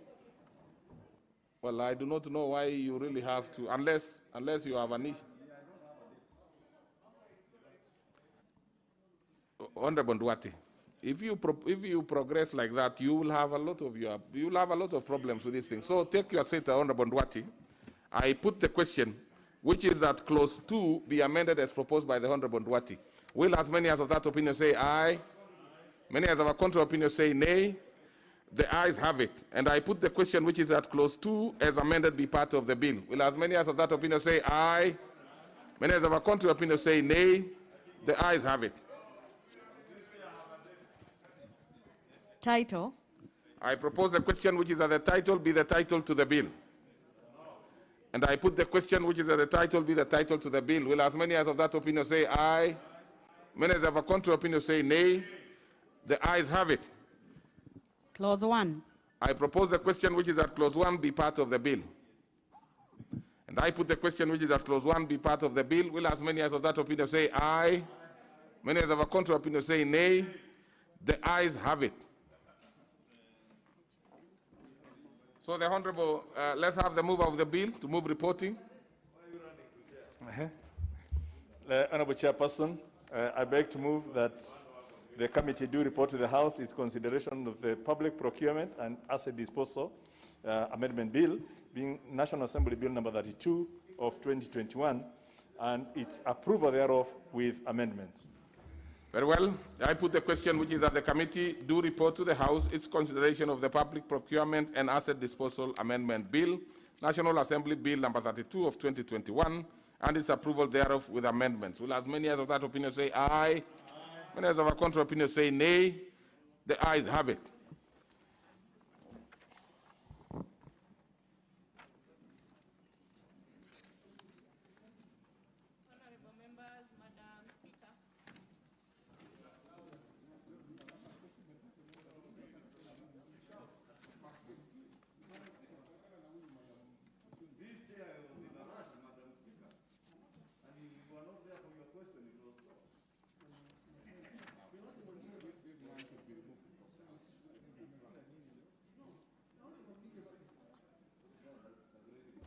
Order. You can resume your seat.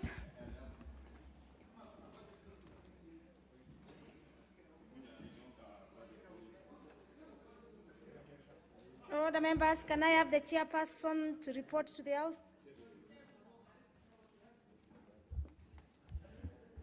I thank you, Madam Speaker. Honorable Speaker, I beg to report that the Committee of the Whole House has considered the Public Procurement and Asset Disposal Amendment Bill, National Assembly Bill number 32 of 2021, and approved the same with amendments. Very well, thank you. Let me have the mover of the bill to move agreement with the reports. Honorable Speaker, I beg to move that the House do agree with the committee in the said report. I also request the Honorable Engineer Duarte to second the motion for agreement with the report of the Committee of the Whole House. The Honorable Engineer Duarte for seconding. Honorable Speaker, I second. Very well. Members, I propose a question for adoption, which is that this House do agree with the committee in the said reports.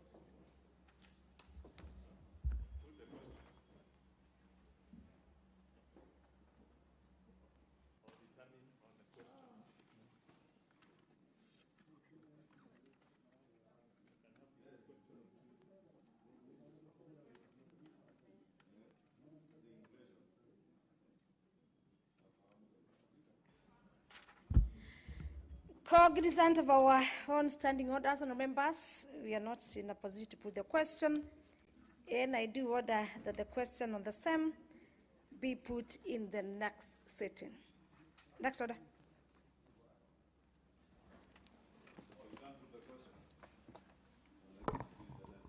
Order number 11, the Universities Amendment Bill, National Assembly Bill number 35 of 2021.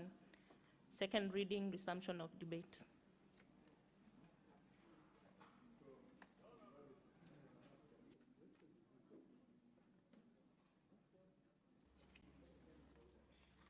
Very well.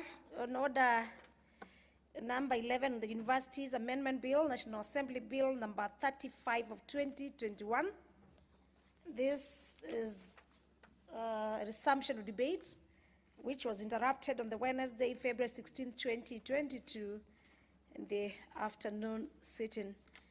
Our members, on the same we had the Honorable Hamos Kimunya, the mover, and Honorable Mutua Florence Mwikali, seconding. The question was proposed, and so we have a number of requests from members who are wishing to debate on this. May I have the Honorable Member for Sirisia? Member for Sirisia is consulting. The Honorable Member for Ruaraka Constituency, Honorable TJ Kajwan. Honorable TJ Kajwan. Thank you, Madam Speaker. Madam Speaker, I want to make 4 quick points on this bill. You know, Madam Speaker, if today you want to make money, you should just start a private university and get all the faculties and the units that are taught in the public universities. You will be a rich lady within 1 year. And you know how you'll be rich? You will be using public funds to enrich yourself. Because what has happened is that the government has become the biggest market for people who are doing business in the name of private universities. Madam Speaker, this began sometime in 2021 when we passed the COOPS amendment. And the COOPS amendment is one of those that is under review in this amendment. And I call your attention to clause 21, which is discussing the management of Kenyan universities and colleges, central services, otherwise called COOPS. It is a shame, Madam Speaker. Madam Speaker, there is a gentleman from a constituency I have a lot of respect for, but they are in the business of selling oranges.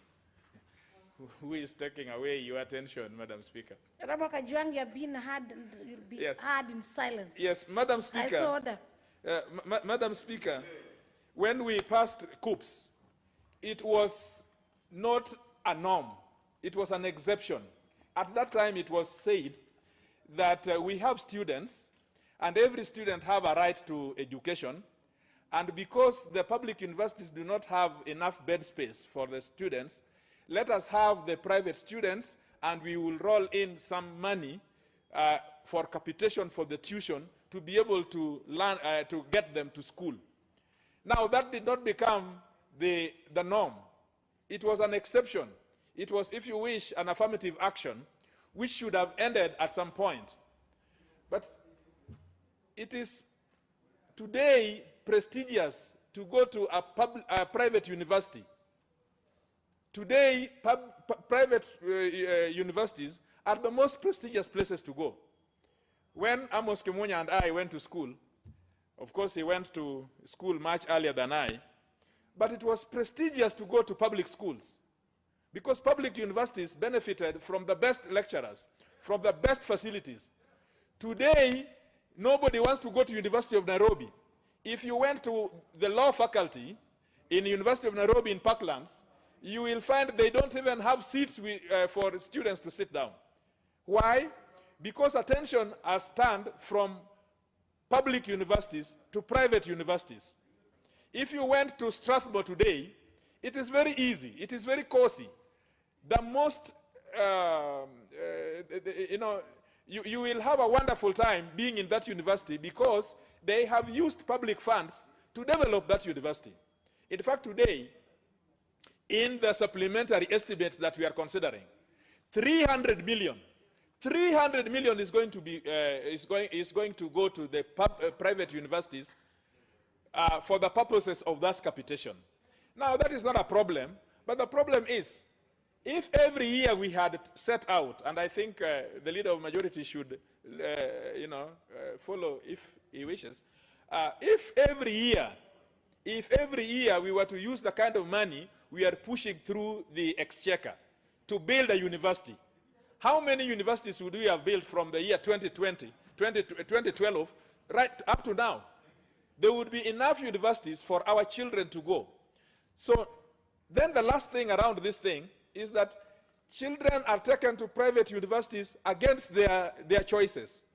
You just find that you have been taken to Baraton or to Daystar or to one of those. And it was not your father and your mother worked hard so that you can join University of Nairobi or you should go to Lower Kabete and do accounts there. Against your wishes. And that they say that the funds then will follow you. So there are three clauses I have a problem with, although I support the entire bill, but there are three clauses that I have a problem with. Clause 21 talks about management of the coups. You can see that in that clause, they are attempting to put people they are calling representatives from private universities to sit together with people who are controlling the public universities. That is a misnomer. It can't happen. It is only in Kenya that this kind of thing is proposed. Now, the second thing is clause 18, discussing section 54, I think, of the Act. And it has something to do with the funding. There is a fund, universities fund, that has been created.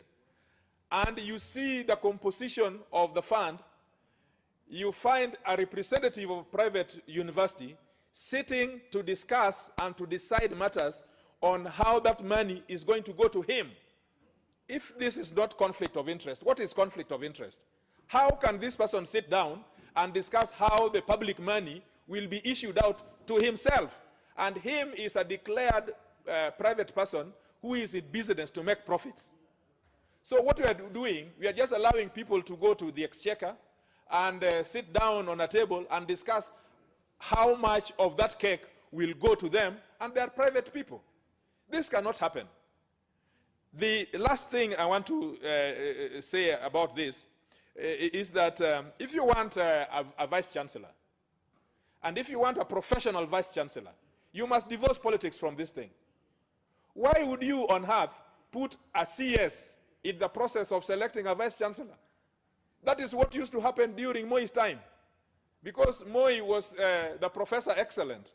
And Moi was everything. So Moi would decide who becomes the vice-chancellor or not. So why would you have Magoha? What value would Magoha had in appointing a vice-chancellor? If you want a professional vice-chancellor, remove CS from this and let it be professional. Let it be an academic, the academia deciding who the vice-chancellor is.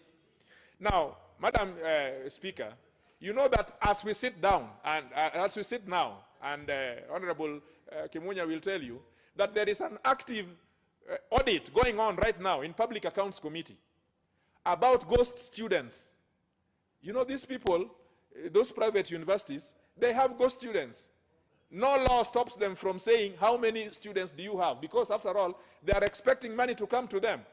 Right now, there is an active audit, special audit, on this capitation funds. Now, this is what we want to encourage. I say that the mover of the bill, if you want us to accept the bill as it were, then you must make an amendment to bring in the Auditor General. Auditor General must audit these funds. How else are we going to place this money without any audit at all? So there must be a composite amendment to the Public Audit Act to be able to get the Auditor General to know how much of this money which is going to the so-called private students or public students in private universities. Madam Speaker, I have looked at the report, and I have the report here. These are the issues that this committee was given, and I have it on record here on page, for example, page 31. UASU came before them, University Academic Staff and Union. They came before them and said these issues, that you cannot have a mismatch of a CS trying to select a vice chancellor. And then they said that in order to allow private universities the autonomy to determine their methodology for representation to the board. These are things which were taken up. But in the end, in the recommendation, and in the text that the committee has brought before us, they are not seeking to amend those provisions. The committee is not doing that. When all the stakeholders told them to do that, I leave it for your own to guess what may have happened, that when they were told clearly what should have been put in the recommendations, they came with different things. So, Madam Speaker, in as much as I will support the bill, because it's an improvement to the universities bill, I will bring amendments. I will bring amendments on these issues, and we will discuss them to be able to change. Let public universities be public, and let it still be prestigious to go to public universities, not the private universities. If those people want to go to private university, it should be by choice. If a child has a rich father, let them go there. I thank you. Very well, very well. I've been citing that we have a matter appearing in the Public Accounts Committee, which I'm a member. Indeed, I'm actually the vice chairperson. Let me have the member for Kadui. Member for Kadui. Thank you, Madam Speaker, for the opportunity to speak on this important motion. These members, and members, please, can you... Honorable Speaker. Can you put on your mask? Sometimes we may not even want to... Honorable Speaker, they should not be raising up their hands. Yeah, you know, this is not a classroom. Yeah, just this is not kindergarten. This is Parliament. And Parliament has got cards and, gadgets where you can press to be detected by the Speaker. Correct. Please carry on. Honorable Speaker, this is an important bill because it touches actually on institutions of higher learning in our country and provides the framework for both regulation and institutionalization of programs to help to run the education sector. Madam Speaker, I have looked at the bill briefly, and I notice it carries quite a number of amendments which are very, very substantial.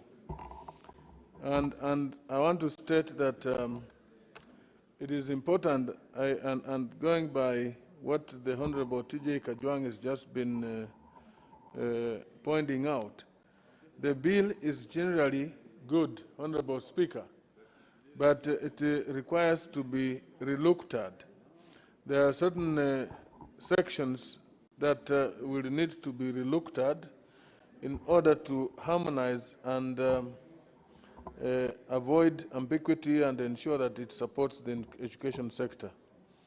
If you look, Madam Speaker, at what has happened in the recent past, many campuses of public universities were closed. Many satellite campuses, and constituent colleges were closed, even for the University of Nairobi, Moi University, Masinde Muliro University, even Kibabi University of my own in Bungoma had, campuses and satellite campuses, closed. Honorable Speaker, this has happened and cost many students who would otherwise have been at these public universities to be placed under private universities. As Honorable Kajwang did point out, it is something which has been of prestige for admissions to public universities, like the University of Nairobi. I have some students admitted to some private university in Thika called Creste. I'd never heard of it. I saw this year there's a Creste University in Thika with students qualified to join a University of Nairobi and many other public universities going to that private university. While it's an institution of higher learning, Madam Speaker, but students have been placed in these private universities against their will by the placement institution, the institution responsible for placement of students. This needs to be relooked at because you've closed campuses at public universities. You closed campuses for the University of Nairobi.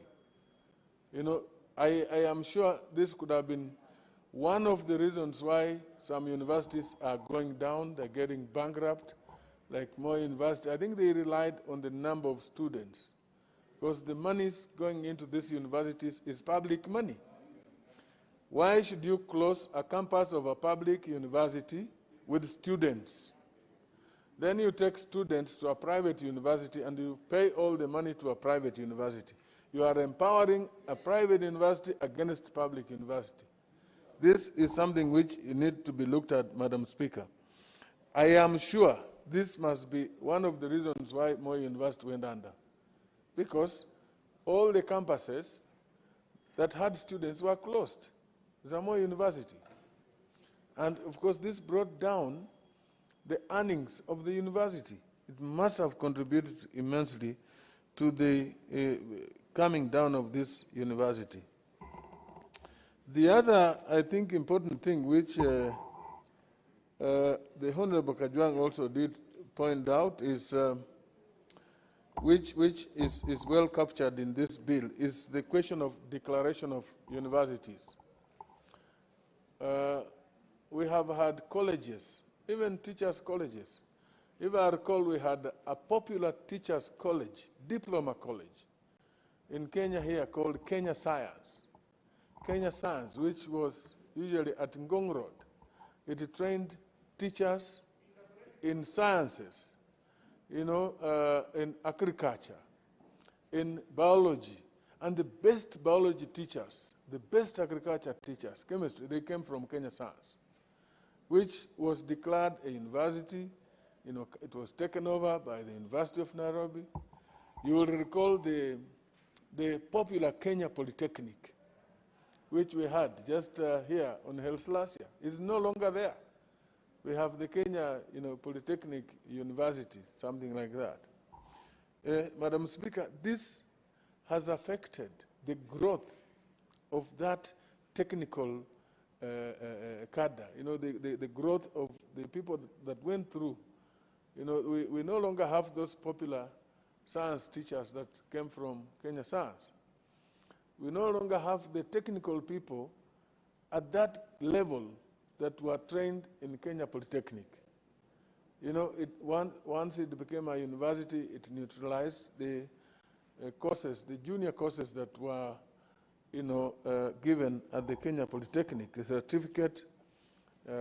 certificate courses, diploma courses, higher diploma courses, which used to be given at the Kenya Polytechnic. They are no longer there, Madam Speaker. If they are at a very moderated level to allow the university over degrees. Madam Speaker, this bill also, on a good note,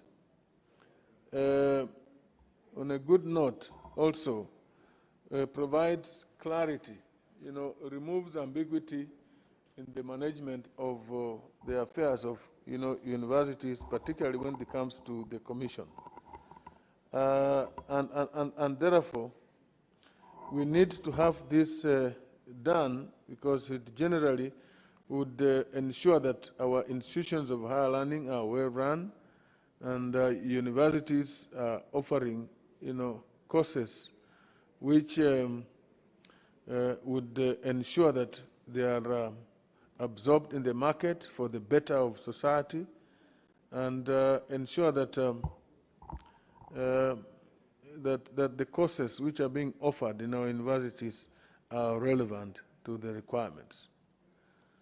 Madam Speaker, I wish to state that, like I said at the outset, I support this bill, and I join my colleague in saying that we would bring some amendments to areas that will need to be relooked at the committee stage. And I want, therefore, to thank you for the opportunity and to say I support the bill. I thank you, Madam Speaker. Very well. You support the bill. Thank you, the member for Kitui. The member for Suba North. Thank you, Madam Speaker, for giving me the opportunity. Madam Speaker, at the very onset, I just want to say that I do support this bill with amendments. Madam Speaker, I know that there are people who do not want to continue working, and the only thing they want to do is to disrupt. And then, Madam Speaker, perhaps if I can say, because my issues also quantify to almost a point of order. Madam Speaker, there are people who at this point don't want to work, they just want to be politicking, and they don't want those of us who want to work to be in the house. Please, can you put your card on intervention, find out if you... Yes. Very well. Yes, Honorable. Let Honorable Emilio Odhiambo finish our debate. Honorable Emilio Odhiambo. There's a member here, I don't want to state your name. Oh, he's not even on intervention, and he's shouting.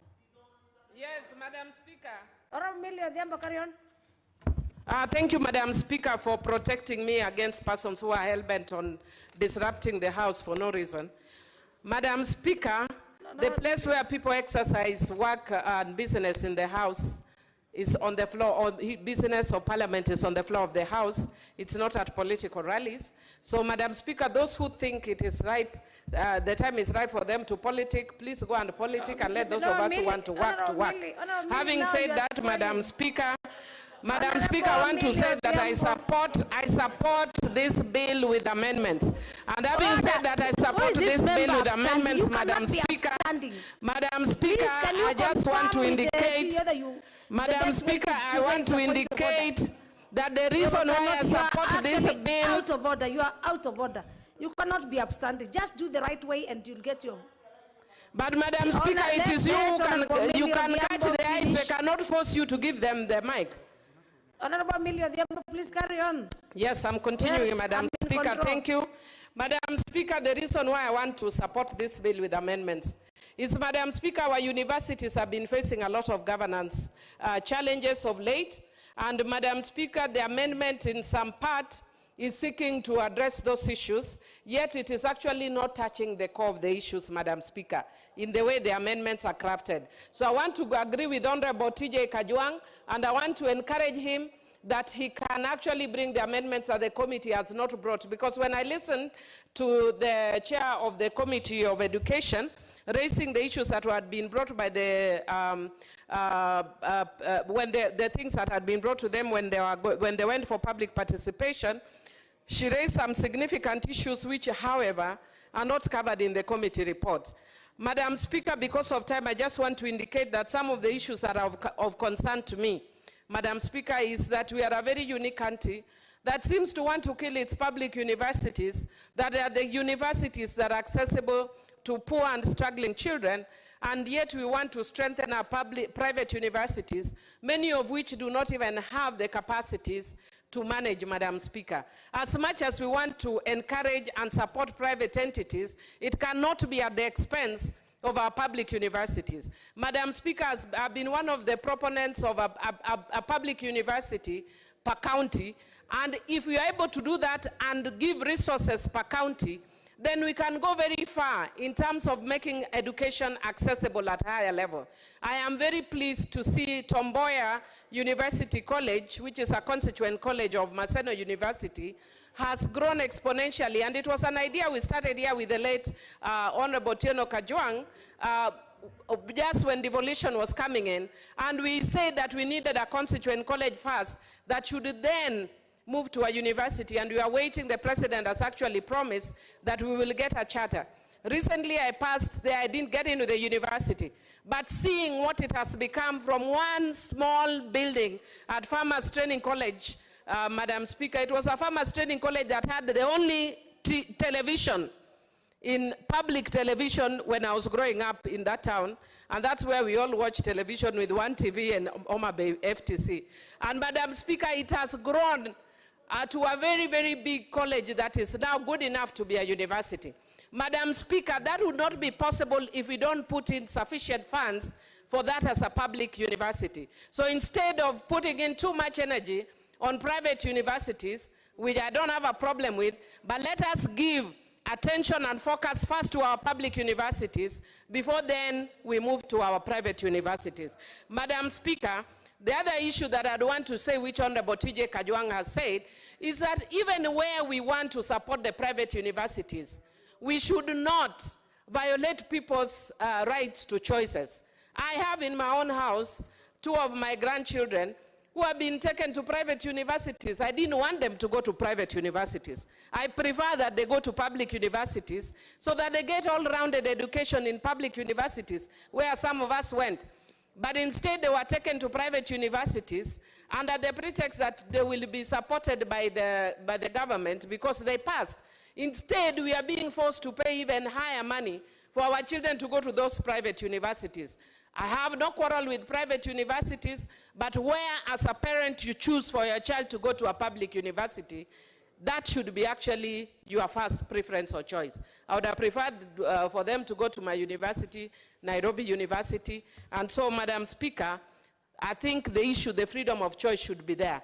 And then finally, Madam Speaker, one of the issues that is of serious concern to me, Madam Speaker, this affects both public and private universities, and I don't know how we can address it in this bill. The issue of missing marks, Madam Speaker. I don't think we have what is called universities any longer. I have nephews and nieces who are in public universities as well. And one of them finished his degree and could not graduate because they missed his mark. So he has to waste 1 whole year because of missing marks. And not because he didn't do. He did with the exams, they were missing. He went back again and did the exams, they were still missing. And then when he went to the university, one of the officers there gave him a very ethnic-laden remark at around this time of politics. Of course, he didn't know that that was my nephew, and I just decided to be magnanimous because then such a person should be fired if I actually pick that issue very seriously. You cannot tell somebody because you are related, you are a Luo and you look like you support Azimio, so we cannot help you follow up, get your marks. So, Mr. Speaker, our universities must also be de-ethnicized. And it's very, it's not, I don't even know the words, let me not use bad words. But my nephew has to spend actually a whole year out of the university because of a missing mark, which has been missed, he has missed twice. That was unheard of in our time. You did your results and they were out. So part of the issues that should be addressed is beefing up our universities so that they are able to function effectively. But I thought it was actually a problem with the public universities. I have another niece who was also taken out of no choice of hers to a private university. Again, she's also has delayed graduation because of her missing marks in a private university. So I don't know what's going on with the universities, and we are hearing stories that for you to get your marks, you have to bribe. What nonsense is that? Because what are we then, what then are we producing? Graduates or graduates in corruption. So, Madam Speaker, there are very, very serious governance issues that are affecting our universities, but we cannot address them by trying to kill public universities, but by strengthening public universities. So what I would want to encourage is Honorable TJ to bring those amendments that are indicated, and if he doesn't, I will also bring them, Madam Speaker, so that we can make our public universities the first places of choice.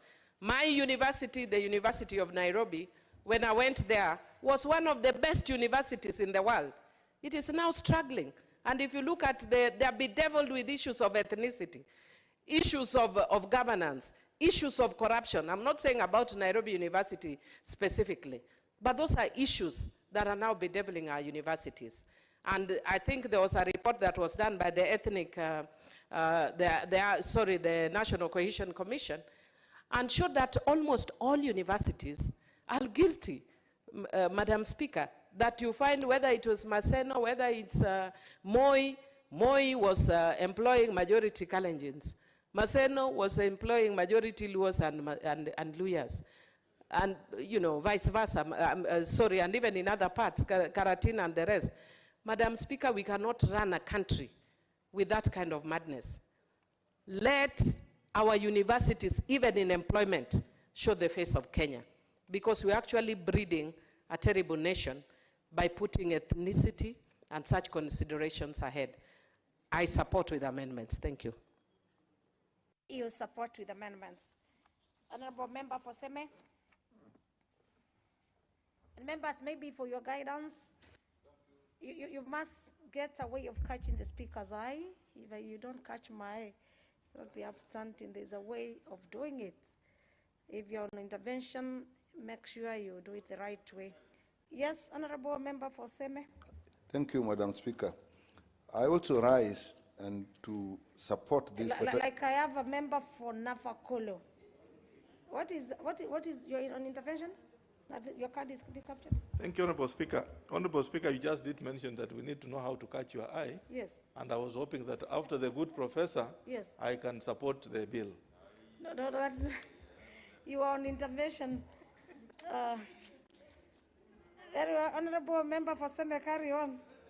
I said, thank you, Madam Speaker. I rise to support this bill, but with a lot of reservations.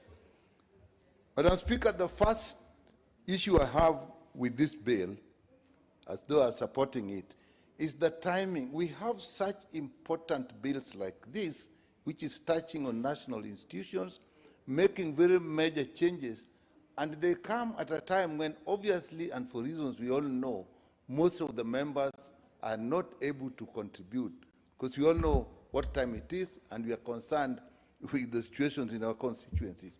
I do not know whether this is intended, because if it is, then it is definitely in bad faith, because there are issues that should be discussed very seriously.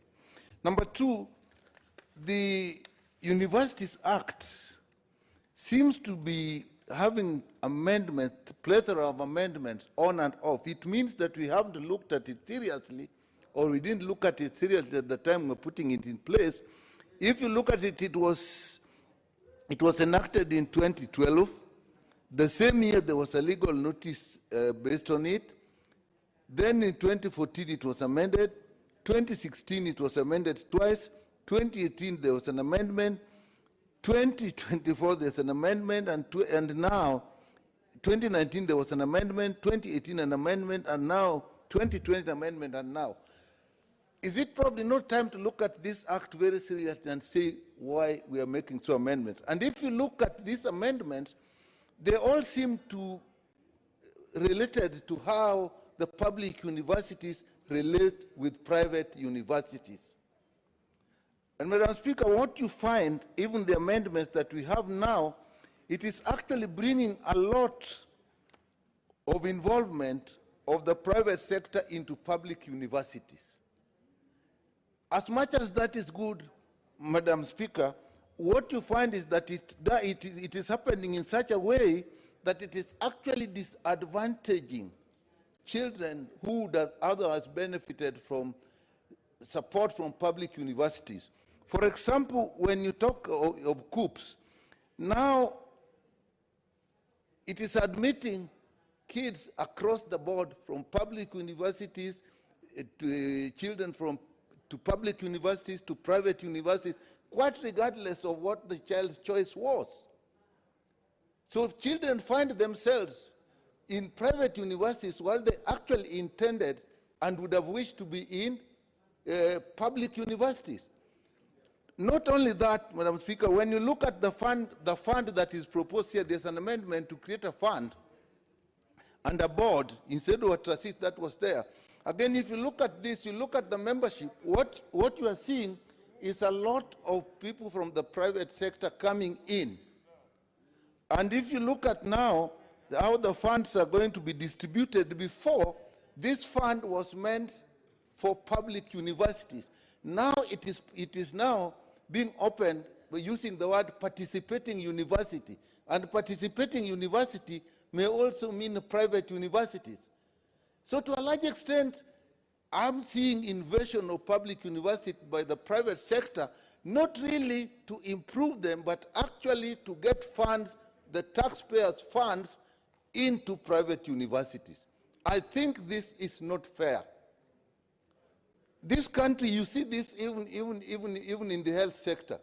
There's a lot of, when we're dealing with NHF, you see a lot of scrambling that public funds should support the private sector. Obviously, that's okay, but not at the expense of public institutions that most of our poor people can get to. You want to go to a public university, you find yourself in a private university, then of course you get some help. But now the fee there is much larger than we would have liked. So, Madam Speaker, I think as a country we must look at ways of actually redistributing resources, not in such a way that actually the poor are actually supporting the rich.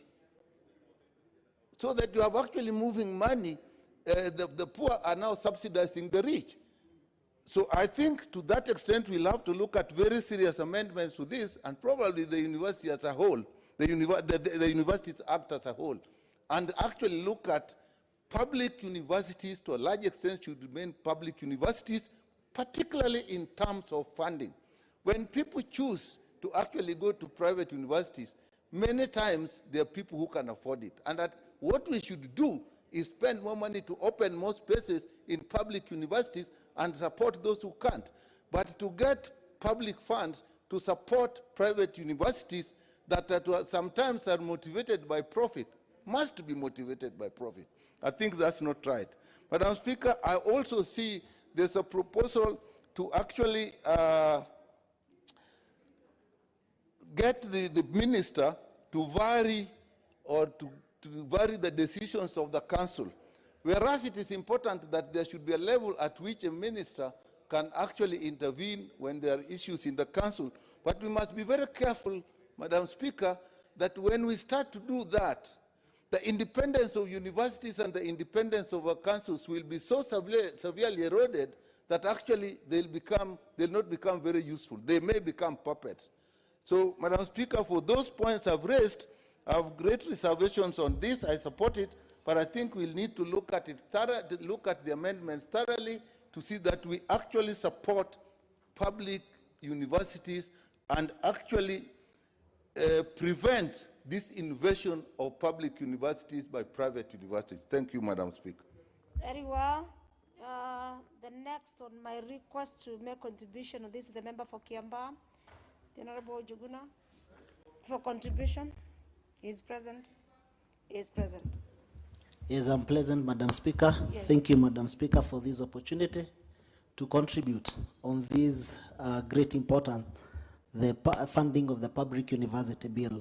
Madam Speaker, I rise to contribute to the debate on the second reading of the university amendment bill. I have had a chance to read through this bill, and I must say that the best title to give this bill is a bill for private university and has nothing to do with public university yet. Our public universities are on the knees, not only because of finance and the management. Madam Speaker, every clause in this bill, in my view, is geared towards fostering the interest of private universities and completely kills the public university, which is quite unfortunate. Madam Speaker, why do I say so? This is because I see an attempt to micromanage public universities. Case in point is a clause 14 of the bill, which provides for the procedure for appointment of a vice chancellor. As you are aware, public universities are body corporate and should not be run like a personal entities. This bill proposes that the vice chancellor of a public university shall be appointee of the cabinet secretary. If this is not micromanagement, I do not know of a better word Meanwhile, for private universities, vice chancellors shall be appointed by the University Council. We all recall what transpired during the appointment of the current VC of the University of Nairobi, where a cabinet secretary had a preferred candidate and kept rejecting certain successful nominee until the issue went to court. In this, what we still want, why can't a vice chancellor be competitively recruited by the Public Service Commission without its current diminished role, where the cabinet secretaries appear to be the one to determine who is appointed as a vice chancellor of a public university? It is my submission that the VC or the vice chancellor should be competitively recruited exclusively by the Public Service Commission.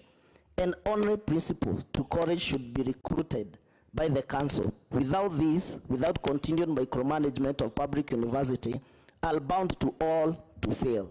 Management of any institution is everything, and if you do not get it right, you got everything else wrong. For this reason, Madam Speaker, I oppose. You oppose? Yes. Very well. You're on record opposing. It's a House of Beats. Very welcome. The member for Daragwa, the Honorable Jeremiah Kioni, you have the floor. Thank you, Madam Speaker, for that opportunity to contribute to this bill. And I want to say that we always have issues with the universities, the public universities. It is useful to have an opportunity to address the university issues on the floor of this House. I have gone through this bill not in any manner of detail, but the real I've seen is that it's a little worrying, because instead of us trying to look for solutions for the public universities, it's like we are looking for solutions for the private universities, and we are creating an opportunity for them to access the public coffers. So I think it is important to say the following. One, that across this country, I have seen it in my constituency, Daragwa, we now have kids or young people at the university being admitted at the university from very poor families, families that perhaps there before never thought that they would ever have their children at the university level. But what is worrying is that when they come to you, they have admissions to the private universities, and the amount of money that they are expected to pay is much higher than that that is being paid in the public universities. And then the foreign question is, how did you get yourself admitted to the private university? And they have no idea. Somebody just sits somewhere and decides that this one goes to a private university, this one goes to a public university, this one will pay more, this one will pay less. This is theft. This is actually fraud on our education system. We've done so well in this country by having free primary education, free secondary education. We seem to be messing it up at the university level. And I don't understand how this bill would be a government bill. I actually was struggling to find whose name is on it, and I see Kimunya's name, and I wonder how on earth would the government be having this kind of a bill on the floor, which is actually taking away the right of education from our young people, and especially from families, not even poor families. Every other child needs to have the right to decide where to go. And I think, Madam Speaker, one of the amendments that we should have is a sunset clause. We should introduce a sunset clause so that private universities that have been enjoying money from public coffers, we know by what time that will come to an end. Because if we are choosing to give these private investors money, why are we not giving those ones in the motor industry?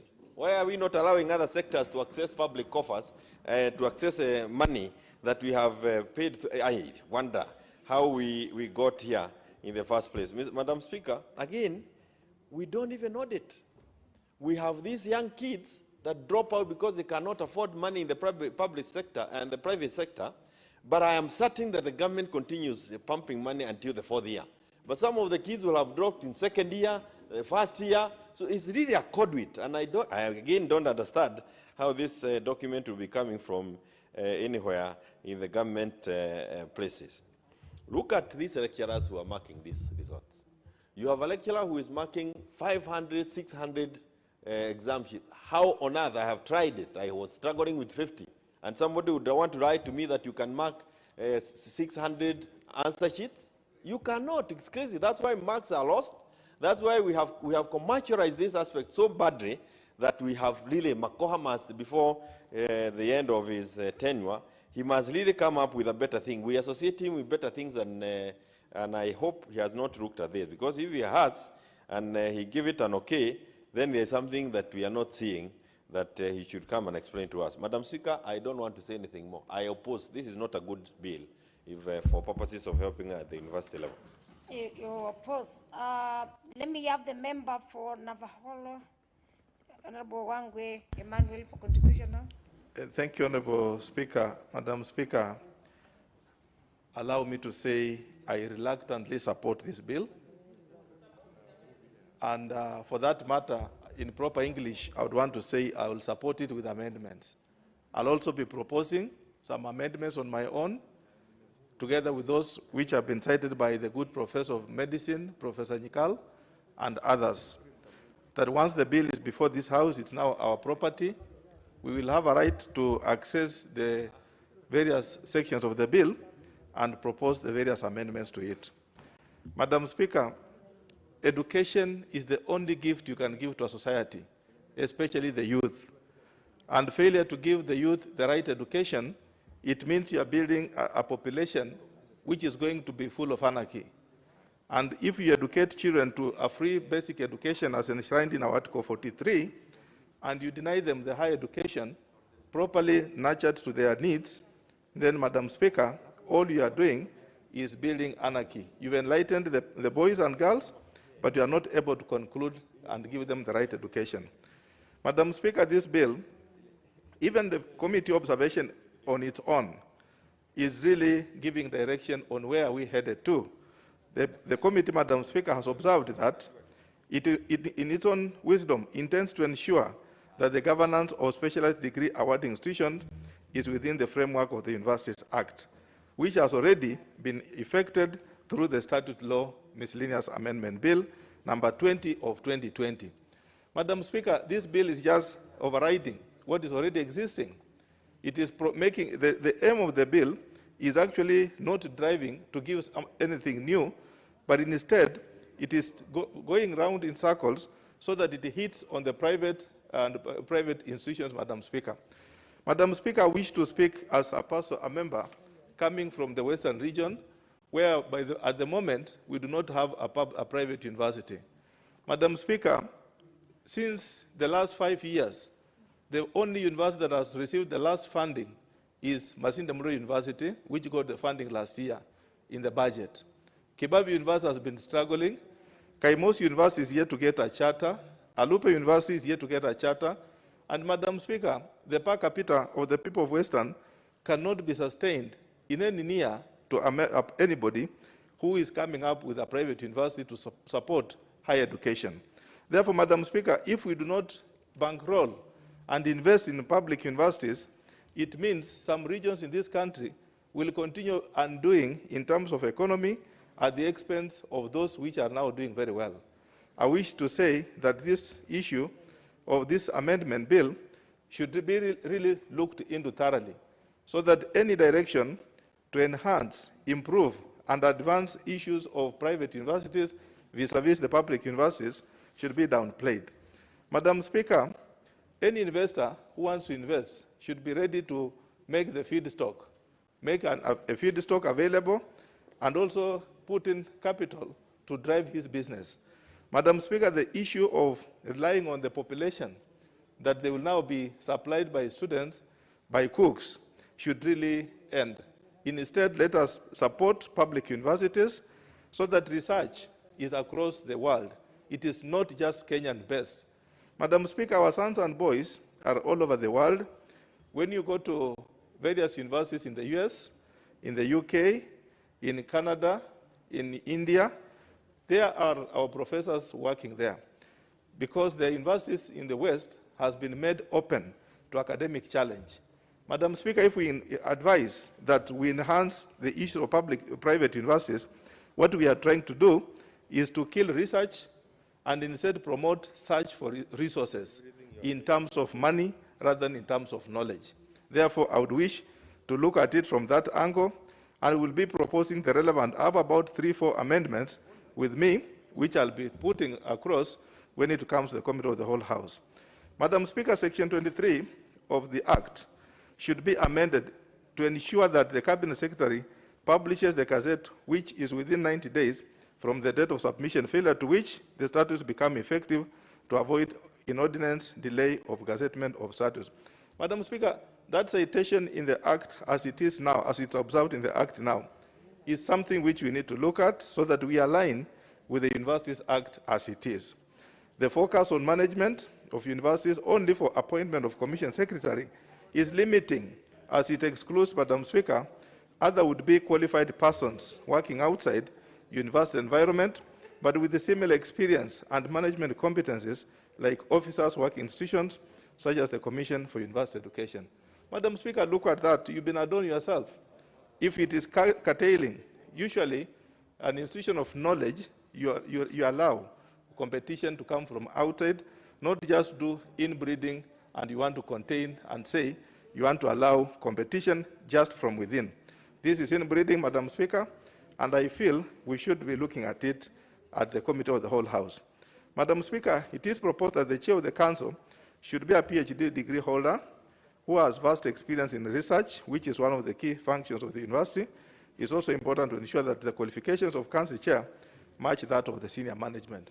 That is okay that we look at the Chair to have that kind of elevated level of academics. We accept that. But this is just one small observation which is hiding to drive the entire bigger majority. You only have one gift at the convenience of very many ills, Madam Speaker. We will not be looking at it from that angle. Instead, we have to really focus. And finally, Madam Speaker, we should not look at it like the way they are putting. Councils, like any other public board, operate on delegated authority. However, it is unnecessary for the CS to review council decisions, recognizing that CS is ably represented in the council. Madam Speaker, this bill is giving powers to the CS to review council decisions and on delegated positions. Madam Speaker, supposing the CS does not want to align himself with the decision of the council, he'll be simply remote controlling the council wherever he's seated. It's a challenge which you need to look at, and Madam Speaker will make the various positions clear during the Committee of the Whole House. Finally, Madam Speaker, we look at the issues of appointments. We look at the issues of the appointments. For example, the Vice Chancellors are the accounting officers of the university, and having them sit in the university's fund board will resonate with their role as the chief executive officers of the respective universities. That is okay, Madam Speaker, as accounting officers. However, Madam Speaker, this bill, if it's allowed in the openness the way it has come, without necessarily, Madam Speaker, giving the sunset clause of when they are seated in that university fund board, what happens? You must give it a sunset clause, the limitation of the Vice Chancellors when they sit in this university's fund board. Madam Speaker, when you look at what is happening in most universities, most of them are now declared, they are almost on the verge of collapse just because of the accountancy part of it. Accountability is a challenge. They collect fees, but some of them we saw about 3-4 years ago, there was the issue in one of the universities, Madam Speaker, where school fees was not reflecting. In the printout sheets, it was discussed on this floor. And at the end of the day, Madam Speaker, today, the university is down in limbos. We need to really enhance the accounting structures of the separation of, if the Vice Chancellor is really administering, let him be a professional officer in the office of the Vice Chancellor, seated as the administrator of the university. Not, Madam Speaker, to be given on the basis he is a lawyer, and therefore Masinda Muliro should have a lawyer. The answer is no. He is a Luo, therefore Maseno should have a Luo. The answer is no. We want to have a transparent administrative unit such that, Madam Speaker, a Vice Chancellor is a full professor in charge of the institution. He should not pay homage to any other person, rather than lay loyalty, Madam Speaker, to the instruments that a Vice Chancellor is given when he becomes a Vice Chancellor of the institution. Madam Speaker, I end there with my very many amendments that I'll be proposing in the Committee of the Whole House. Thank you, Madam Speaker. Very well. your amendments, proposed amendments at the right time will be prosecuted. The member for Mwingi West, is he in the house? He's consulting, yeah, I've just seen him walk out to consult. That is honorable. The member for Kandui has spoken to this. Let me have the member for Kikuyu. Thank you, Honorable Speaker, and I want to join many of my colleagues who have contributed to this debate. Honorable Speaker, this may seem like a good bill, but I think it is indeed a very bad bill, especially for our public institutions. Honorable Speaker, you remember during the reign of Mishuki as the Minister for Transport, all matatus were to be painted yellow, and we assumed that they would all now behave properly. But I think history has shown us that a matatu is a matatu whether painted with a yellow strip or painted in blue or green or yellow like they were supposed to be painted. Honorable Speaker, if you want to deal with the problem of our universities, we must deal with what we call CUPS, the Kenya Universities Central Placement Services, Honorable Speaker. This is a predecessor of what was the Joint Admissions Board that was said to be riddled with corruption, Honorable Speaker. But even after changing Joint Admissions Board to CUPS, the same corruption that existed in the Joint Admissions Board, Honorable Speaker, persists today in the Kenya Universities and Colleges Central Placement Services, Honorable Speaker.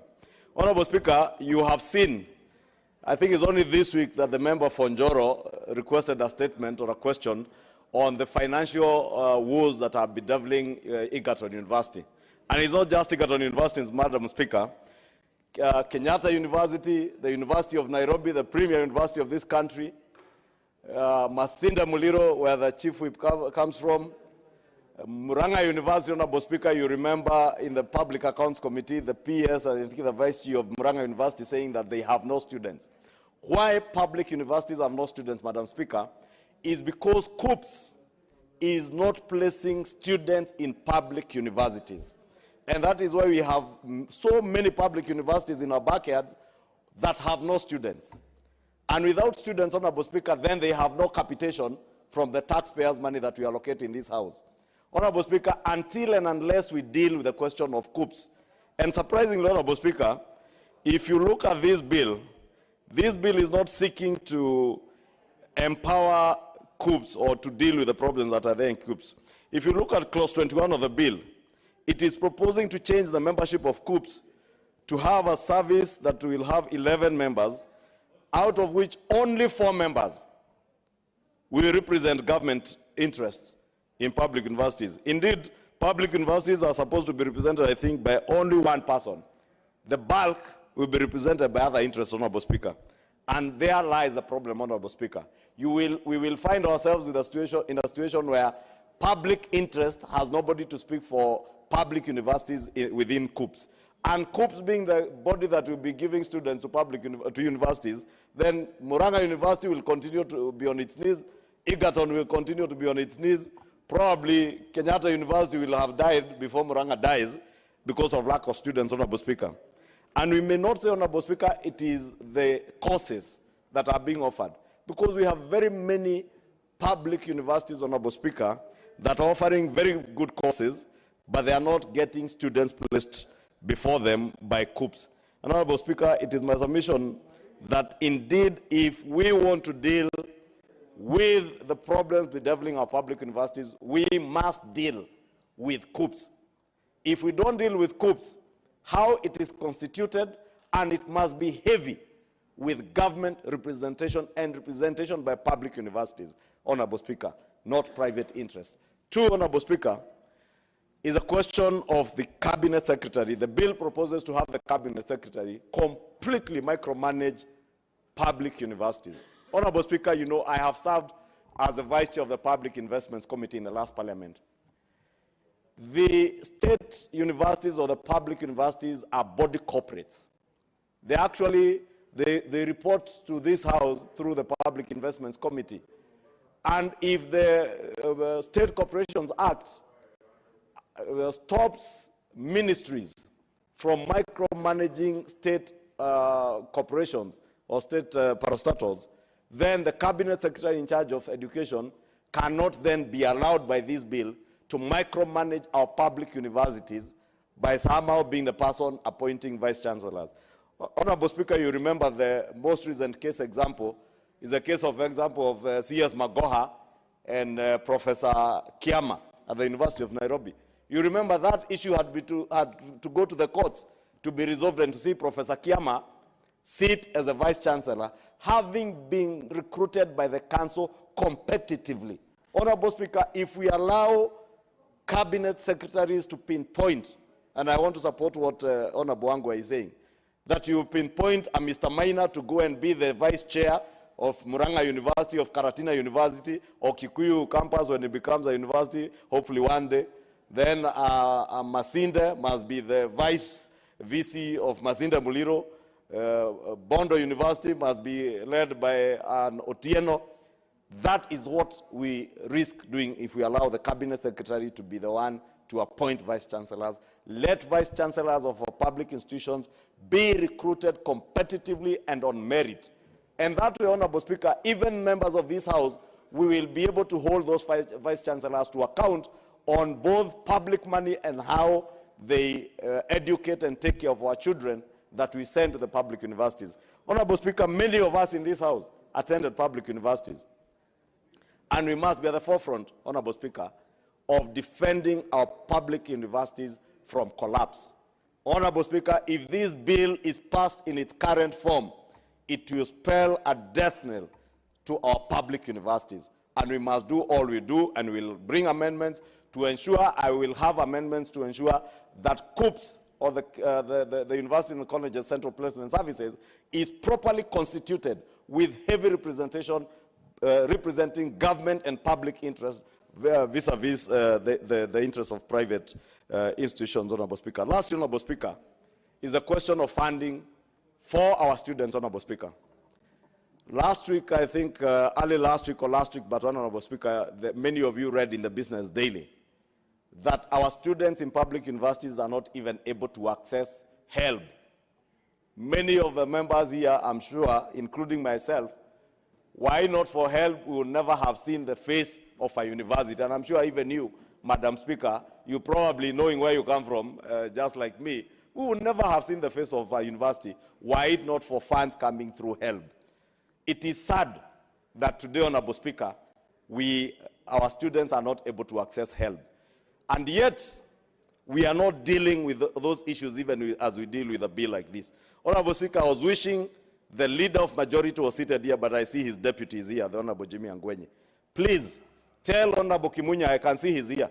Honorable Kimunya, in the 10th Parliament, when he was leader of government business, used a time like this, and I heard the Honorable Nyikal speak about it.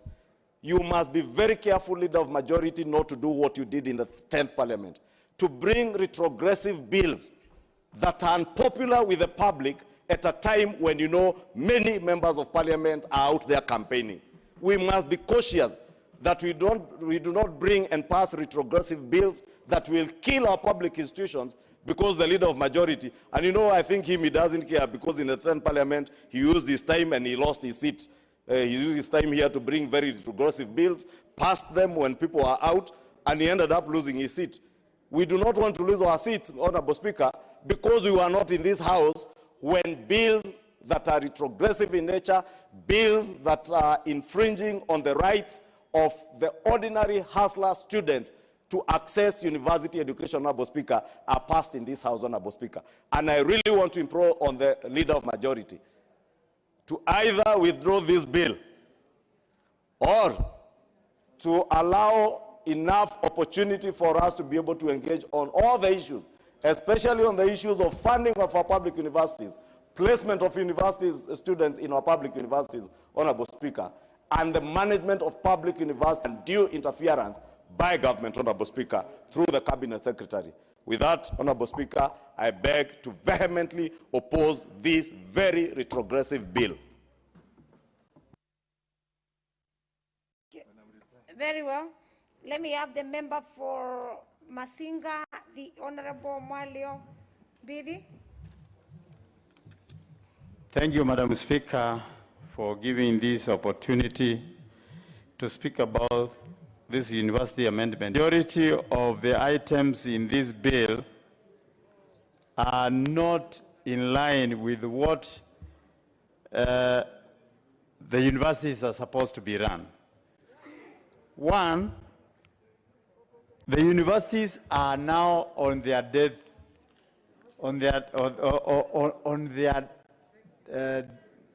death knees. They are almost going under. In fact, I know one that has already been closed because the money that they used to have through the parallel courses is no longer there. And the universities were doing very well. In fact, that is why they opened so many branches of the universities, because they had extra money from the parallel courses that they were teaching. But now, since the parallel courses were stopped by the management of the universities and also maybe by the cabinet secretary, the